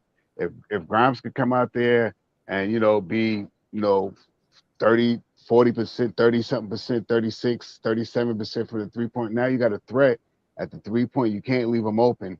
And Brunson, you can't really leave him open either. Now you open up the floor with these guys. You can't double team as much, And I believe, I think Grimes is going to be, starting unit or second unit. It all depends. Like I said, I really want Reddish to come out this year and be a starter. And I mean, I really want him to come out here and be a starter. He's been in the league a little bit longer than Grimes. We all talk about, and this way we can see what we want to do with Reddish. This is one of the reasons why I want to start him, because if he comes out there and he bumbles and he doesn't do what he needs to do, then we can implement Grimes into the starting unit. But I believe that front office is starting Grimes this year. I have no doubt about that. They didn't want to trade him, so I believe Fournier is somewhere on the bench or somewhere in a trade in the next week or two. Yeah, I think so too. I mean, we got to see. Like, I think Grimes is going to come up. I said he's going to be probably one of the most improved Knicks this year. Facts. Overall, man, I think we got a good team, man. It's not about the knocking one guy, but I just know that the topic of the show was the Knicks the Knicks core, young and wholesome. This was about our young players, you know what I mean? And I think moving forward, I put like this here. I can guarantee you this here. I make it plain and simple. The Knicks will not re-sign Evan Fournier. Let me put it like that. Mm-hmm. I can kill all this talk right now. I tell you this here. The Knicks will not re-up Evan Fournier. There you go. Book it. So that's what I'm saying. So, yeah, they're not going to re him up. They're not giving him another contract. So move him. If y'all think the Knicks going to give Evan Fournier another contract, something wrong. So that's the reason why you move him, because they ain't going to re him up. Yeah, they ain't going to re him up. He not RJ. He's not. Nah, it's a wrap, bro. You know what I mean? So you got to why he coming off a good 3-point shooting season, trade him while the value's up. What about Evan Fournier coming here this year? Think about this, guys, real quick. We're gonna get off this. He playing a fever right now. Let's say Evan Fournier start off slow like he did last year. Remember, Evan Fournier stunk it up the first half of the season last year. And then you go to the trading deadline and his stock is that low. Low. I mean, super low.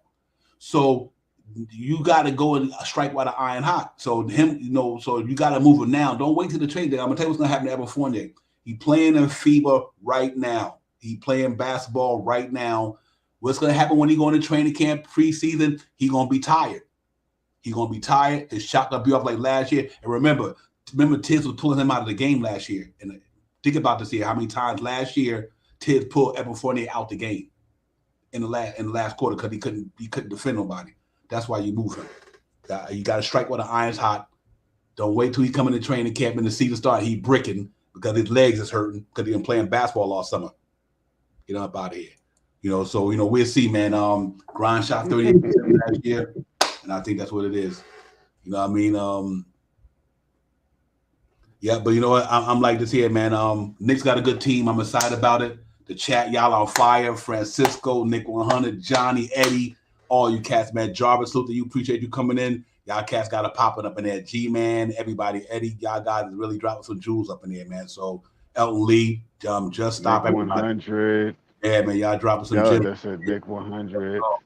Real talk, man. But y'all make sure y'all run them up with the thumbs up. We in here, man. Let's get it popping. Knicks Real Talk. Let's get it. Divine Shot Powers. Beautiful Sunday Memorial Day night, man. We just talking Knicks, man.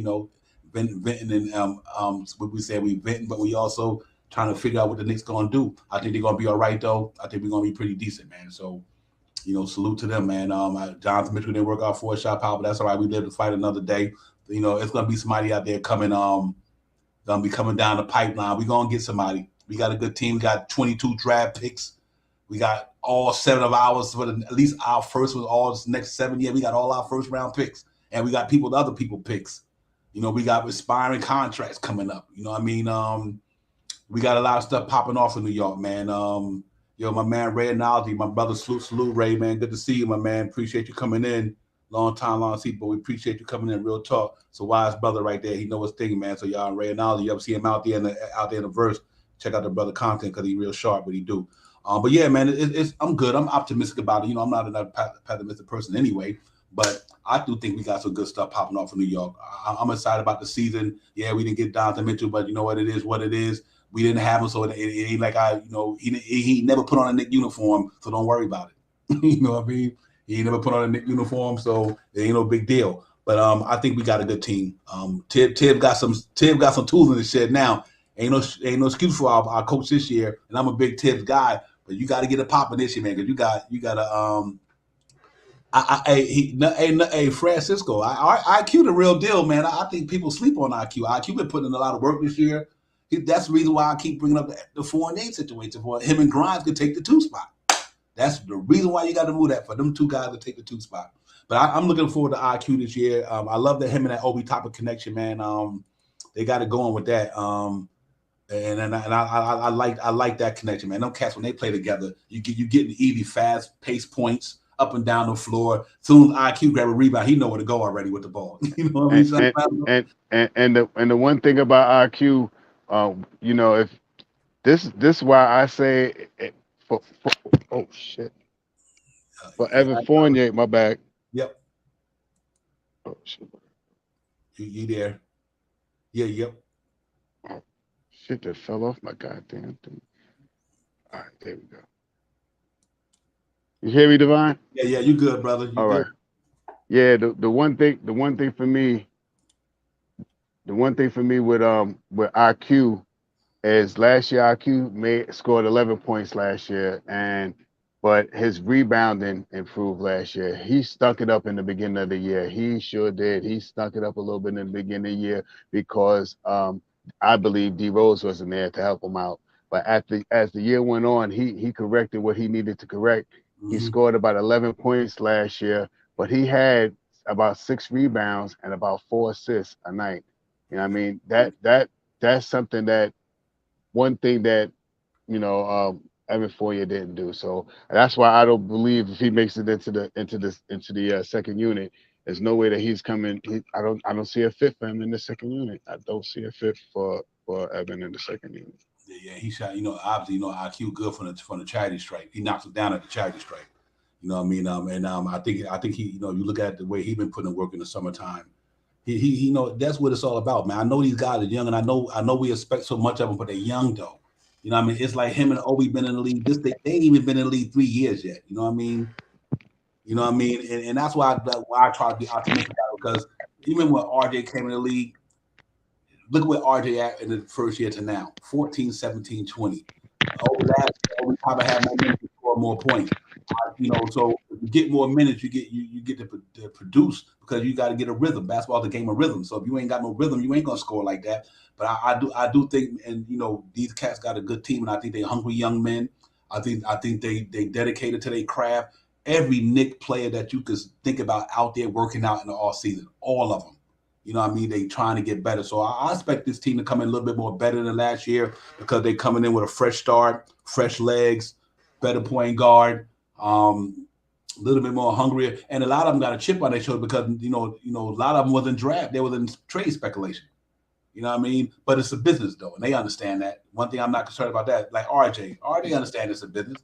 He know nobody is untouchable. It's about the name on the front, not the back. But I'm glad that he didn't get moved. And like I said, I'm going to tell you when I knew that none of this was going to happen, to be honest with you, Shot Powers, when the New York Knicks offered the Utah Jazz Mitchell Robinson, RJ Barrett, Obi Toppin, 3 unprotected and some more, and you didn't take that deal, I didn't think it was going to happen. I just didn't think it was going to happen. I was like, okay, you turn. But then they would, they had a report out there that Rick Brunson was saying that the Utah Jazz was mad at the Knicks because Donovan Mitchell wanted to go to the Knicks. So, and Danny Ainge said, nah, that ain't going to happen. And, so that Danny Ainge, they got to look at their own selves. The brother, they know how bad he wanted to go to New York. They was upset because he wanted to leave Utah.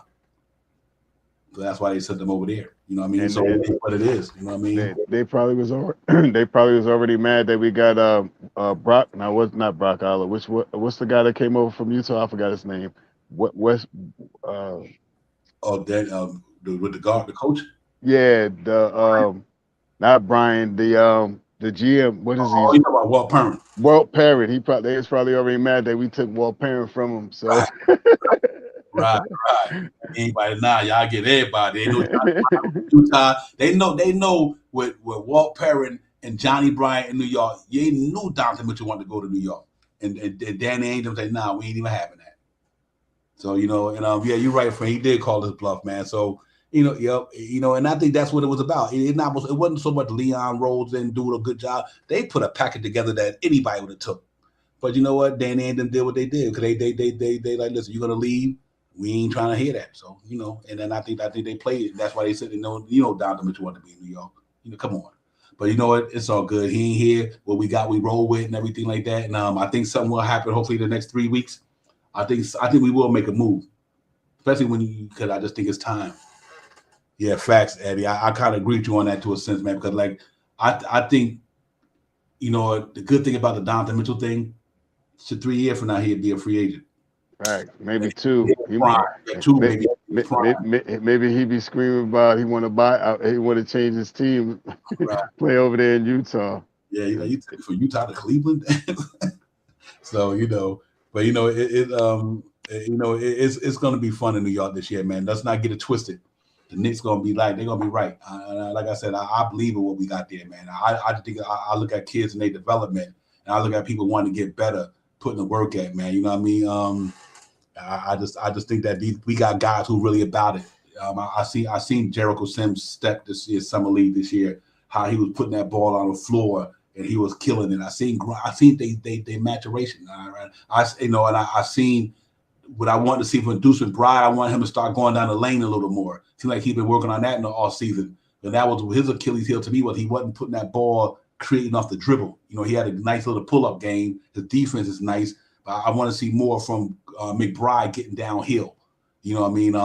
Getting down that lane and creating some havoc down there so he can set these guys up in their spots to be not shooting the ball when he get down there. So Yeah, facts. Johnny Davis, real talk. So it's a good thing, man. Yeah, absolutely, man. Like I said, we stay true to the orange and blue. I thought you knew, man. Thought you knew. Sir, but y'all make sure y'all run them up with the thumbs up. I got the chat. They on fire up in here, man. It's supposed to be Labor Day, but seems like y'all dropping mad labor up in here. Dropping my bombs up in here. Y'all put some bombs up in the chat, man. Y'all cats got it going on in here, and that's what it's about, man. This big old family affair, Knicks Real Talk.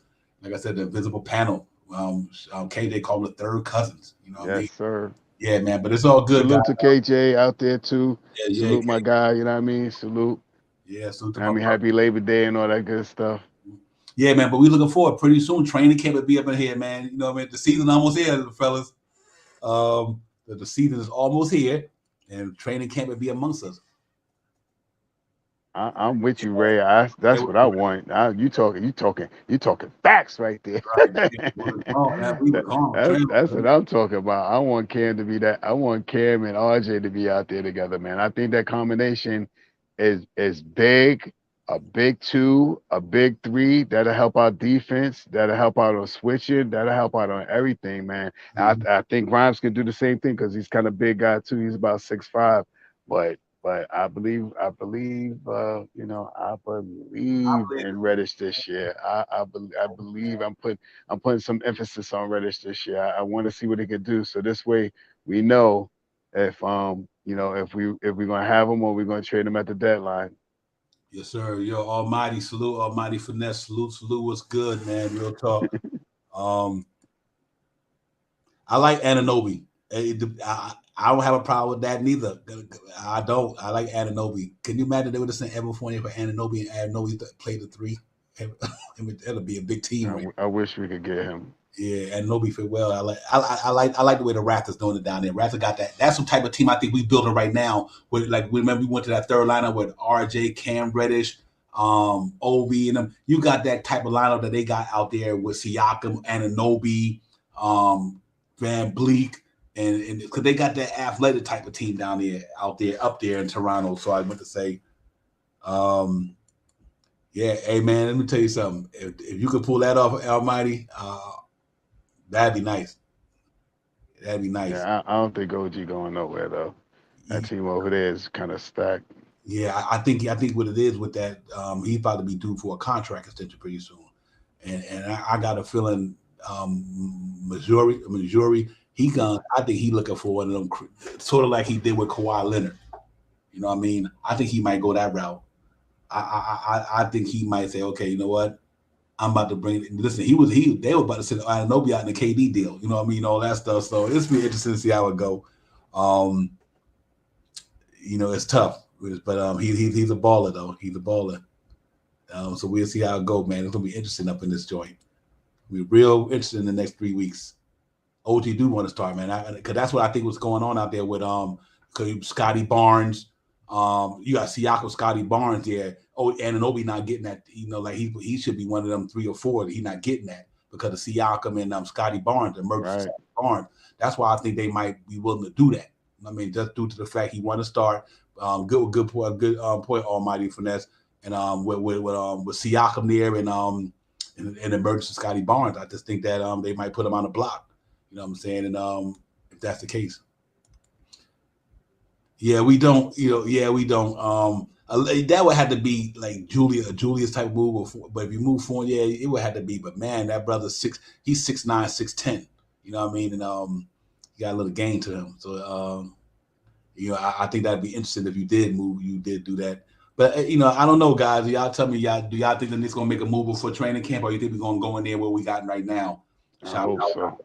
Yeah, I hope so. I mean, I'm cool. I am cool if we stay pat. We don't make any moves. Tibbs is going to have some hard decisions to make, and the guys that are playing, those 3 guys that I mentioned, Grimes, Reddish, and Evan Fournier, are really going to have to fight it out to find out who's going to get some sustainable minutes on the first or the second unit. And I just don't think, me personally, I don't believe Evan Fournier starts this year with the way that the front office loved them some Grimes. You know what I mean? They love them some Grimes. So I believe Grimes will probably be the starter this year. So that's where the dilemma starts. If Grimes is the starter next year, where do we fit Fournier in? Does Fournier take minutes from IQ? Yeah. Does Fournier take minutes from Cam Reddish? You know what I mean? So, you know, if he doesn't take minutes from IQ, then that means that Fournier is going to be a small forward. And who is he going to take minutes from Reddish? That's my big thing. So see what happens with this year coming on. I hope that they can you know, do something. You know, I only way and I hate to say this out loud, but the only way that I see Fournier starting in this, I mean, be starting in the second unit is if we move on from Reddish. If Reddish, if there's some chirps out there that he said that he didn't, but there was some chirps about him moving to LA. But you know, if Reddish is here, I want Reddish starting actually. You know, that's me myself. I want Reddish to start and Grimes to come off the bench with Obi Toppin and IQ. I think those three guys play well together, and I would like to see them out there on the court. Nah, Johnny Davis, you're pretty much on point with that, brother. That's one of the things you don't want to take out contracts that's too long. You know what I mean? So nah, I think you did. You're not misunderstanding the project, but I think you did. I think you on it. Real talk. Yeah, I think we got to see, man. We do got to do something, guys. I think we got to, ladies and gentlemen, we got to make we one player got to come out of there. If you want the guys to be able to, how do I say it? The certain guys that you want to play, that you want to see, you got to move somebody. Because we're going to have some disappointed people in training camp. It is all about beating each other out neither. Don't get me wrong. If you go in there and you get in training camp and you beating your man out, it is what it is. You know what I mean? And that's what it's going to have. That's what I like about this team. It's a lot of competition. I think that 2-guard spot in New York is the only spot I think is up for grabs out of this whole thing. I think the 2-guard spot in New York right now is the biggest spot up for grabs in New York. I think the point guard spot is solidified. I think the 3-guard spot is solidified. I think the 4-guard spot is solidified. I think the 5-guard spot is solidified. I think that 2-guard spot could be up for grabs in New York. I just think that between Grimes, Fournier, that might be a battle. Or RJ, if Cam, let's say Cam going in and blast these cats in training camp, what do you think the Knicks gonna do then? What about if we show out? Then they say, okay, we're gonna move RJ to the 2. So I think it's gonna be what I like about this Knicks team is a lot of competition, and competition brings out the best of each other. Iron sharpens iron. You know what I mean? It brings out the best of each other, and I think these cats gonna be in there battling because you know what? You got to remember. Here's the difference between Fournier, Randall, and all them other guys. Grimes is hungry. He hungry because he want to get paid like them. Quickly is hungry because he want to get paid like them. Obi is hungry because he want to get paid like them. You know what I mean? These cats trying to get to where all these other cats got. Fournier got his 100-something million over his career, whatever. Randall got his 100 million. Them young boys want that same money. So they go on in training camp like, I'm coming to take your spot. They shouldn't be no buddy. Quentin Grimes should go in there and let Evan Fournier know, listen, I'm coming to take your spot. If you don't think like that, there's something wrong. So I think that's what going. Yeah, they cats gonna they don't come in there fight, man. You know how young energy is. Them young boys got energy, man, and they got it in them. And I think it's gonna be pretty. Yeah, I know, man. I'm hoping he can find it. Almighty Cam Mode. I'm hoping he can find it, man. Because I think he's a very talented dude, bro. Let's not get it twisted. Cam Reddish is talented. I just think that him and RJ came into a situation that was kind of crazy to me when they came into the league. And I tell you this is why I say this. When RJ Barrett came into the league, right, his rookie year, now you the 3rd draft pick in the league, my right, Sharp Powers. So normally when you the 3rd draft pick in a draft, you go to a team who's straight rebuilding. They just rebuilding, you know what I mean? They got a bunch of young cats. RJ Barrett came in his rookie year, and that's the first year the Knicks decided to try to go to the playoffs. You brought a Moot Morris, brought a Todd Gibson, you brought in Bobby Portis, and this is the year RJ was a rookie. So you already got Julius Randle. You brought in guys who wanted contracts to go further in their careers. So RJ had to come in here and kind of, even though he got the decent amount of shots up in his rookie year, but look what he had to play with. Opposed to somebody like John Morant who came in and he had to play with Baines and Dillon Brooks and Clark and all these young guys. They was all young. But R.J. Barrett's situation was different than a lot of guys. He came in there with a bunch of veterans.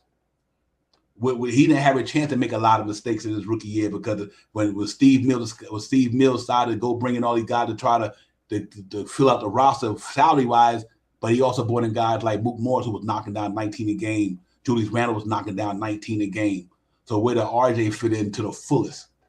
So I think, and that's why I think that we RJ's situation was different than a lot of guys. And I think that this year he pops. Now he don't have to worry about that no more. So that's what's interesting to me. Why I want some of these guys out of here who got all these years on it. Let these young boys get in there and get their time, man. You know what I mean? Grimes got to get that time. You can't let Grimes not be in a rotation after seeing what he could do with a basketball. I think it's so hard to Shot Powers to justify that. Let me put it that way.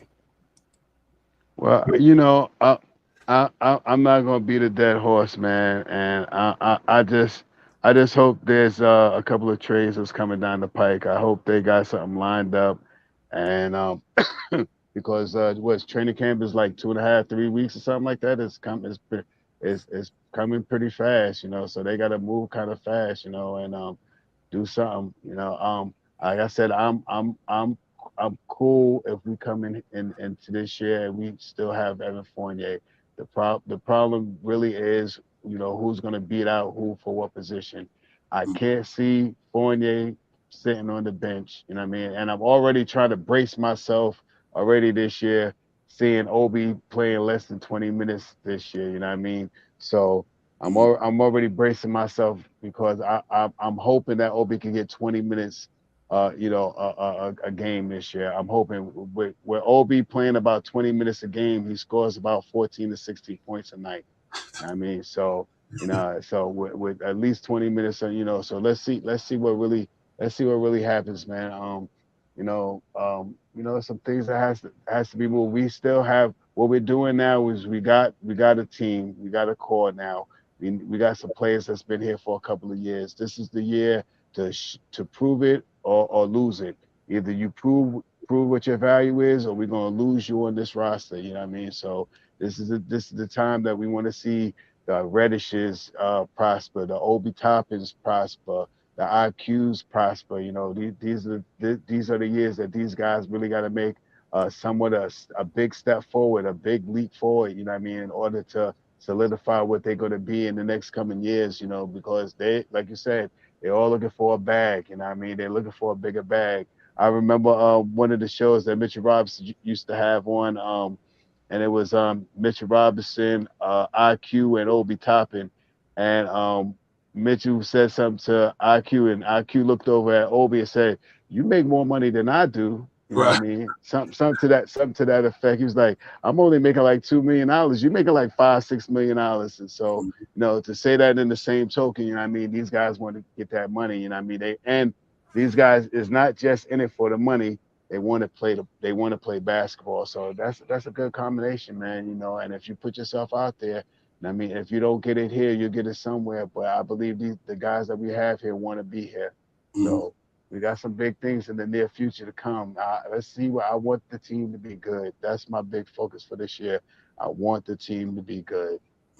Yeah. Hey, Danny, you know, right off the top of my head, it seems like everybody's pretty much locked in, but I do think there will be some guys available by trading deadline or whatever, because, you know, one thing about the NBA, and I noticed, hypothetically, let's say you got a team out there that's projected to be this good, and time the trading deadline come, the team went the opposite way. Till now they ready to clear that, they ready to get them off the books. You know that the NBA, it's a business. It's a business. Like, you know what? We was expected to go to the playoffs, but now we bottom feeding. I don't need this guy. This superstar might get disgruntled. He don't want to play on this team. So I do think you might find a way to find guys that might get here, a star. But you know what? One thing I can say about the Knicks, to be honest with you, that's why it's important to, you know, you think about this here, and I'll leave it with this here. This year we get off Derrick Rose $14 million. Think about it. The next year, Evan Fournier is $18 million. That's what, $32 million? Man, and if you find a way to get Julius Randle's $27 million, you back at $60 million worth of for money. you could give Giannis $55 million in a couple of years. You know what I mean? So I think it's doable. Danny, I do think a star can get here, and I think that might be maybe toward the deadline or next year. But I think we can get somebody up in here. I think the Knicks got the infrastructure is good, man. I think they did a good thing. I think they're in a good place. Like I said, you got 22 picks over the next 7 years. You got capital to do whatever you want to do. You got expiring contracts, you got flexibility, and you got picks. So, like I said, I think the situation with Mitchell was just different because Danny Ainge was being a knucklehead. But I think the Knicks got enough. They got enough to do whatever they want to do. There's no team or no star that I don't think the Knicks can get, maybe other than Durant and all them, because they probably want to take the whole Knicks team to get Durant or somebody. But I do think they got a lot of capital and a lot of assets to get where they got to go, man. So I think that's what it is, man. But we're going to get out here in about 5 minutes, man. You cats had a popping tonight. Real talk. I don't know what to say. Hartenstein he's going to be decent, though. I don't know if he's going to be a star, almighty, but he's going to be decent. He was a big acquisition for the Knicks, man. I think that people sleeping on Hartenstein, man, what he did playing out there with Tyronn Lue and that culture around there.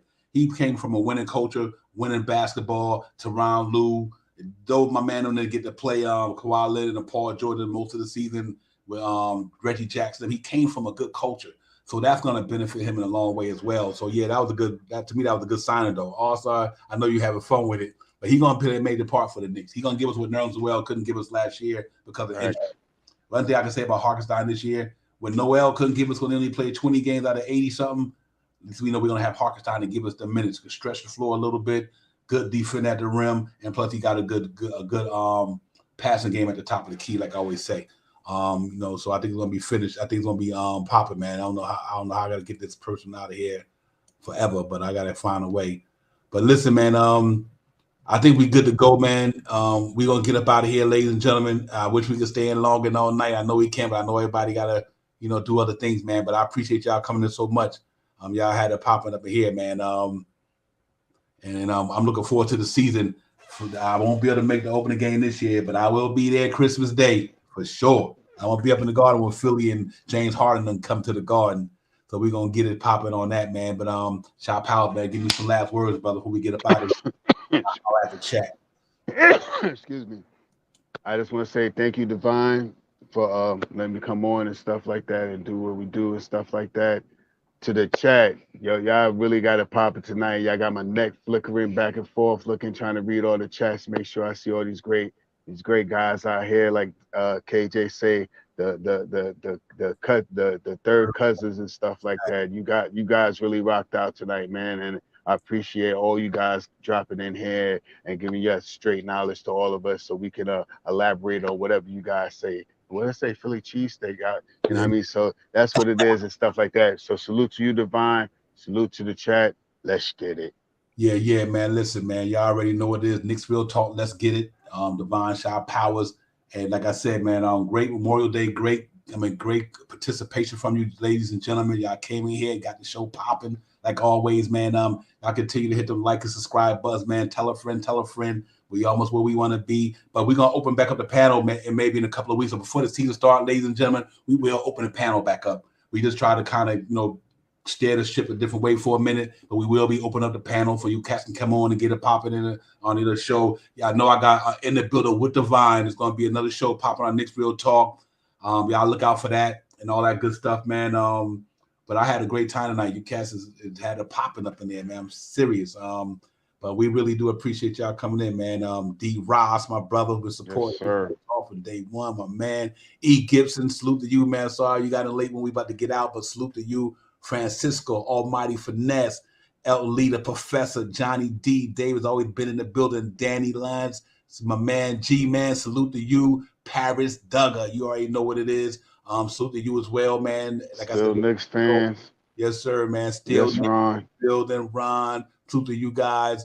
With my man Alvarez, Eddie had a popping up in there today as well. You guys is on fire tonight, man. Salute to everybody, man. Nick 100, Nick GM, can't forget my brother there. Ray Knowledge, can't forget you. Like I said, man, y'all all over the place, man. I'm gonna try to get everybody. Jarvis was in the building. Tim Smith was in the building. Yes, sir. My man, sir. You already know. Nick P was in the building. Yes, sir. Was in the building. Everybody was in the building, man. Had to get it going on tonight, man. Thank y'all so much for supporting the show. Y'all already know Knicks Real Talk, man. We in here. If I got your name, because a lot of y'all, you here in spirit, and I didn't forget you on purpose. You know what I mean? So salute everybody, man. We're going to get up out of here. Enjoy your day off tomorrow, man. Real Talk. And we'll see y'all. Look for the notification, man. We'll drop it again, man. We'll be in some time this week. We get it popping again, man. I had a great time today, man. I had a great show, great content, great participation. Here we go, man. Knicks Real Talk. Let's get it. Divine Shot Power. Peace. Let's get it. Time for Divine Shot, KJ Events. This Real Talk's the brand. You understand how we do, my man. I'm on that Friday night Knicks shit, dripping in Knicks shit. Up in the world, most famous arena with the click. That's the conglomerate. The Knicks Real Talk, the real prominent. I'm a bit like the Omicron variants, dominant. Paying homage to the cats in the chat. That's where it's at. Cause I'm hearing that. You don't care for hyperbole, you straight facts. We interact with the mob, the gods. Up in the pod, the squad, the side. The entourage be on the job, my energy. Feeling tripping in tempo. As they cook my game plan, let my brand for loop and pursuit.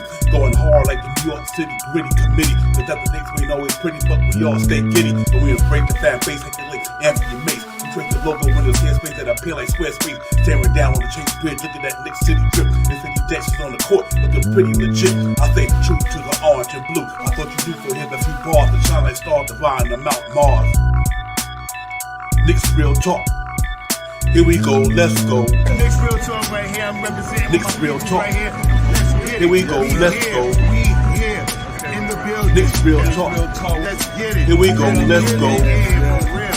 Yes, sir. Knicks Real Talk. We here. Here we go, in the let's go. building. Let's get it. Let's get it. Yeah, for real. Yes, sir. Let's get it.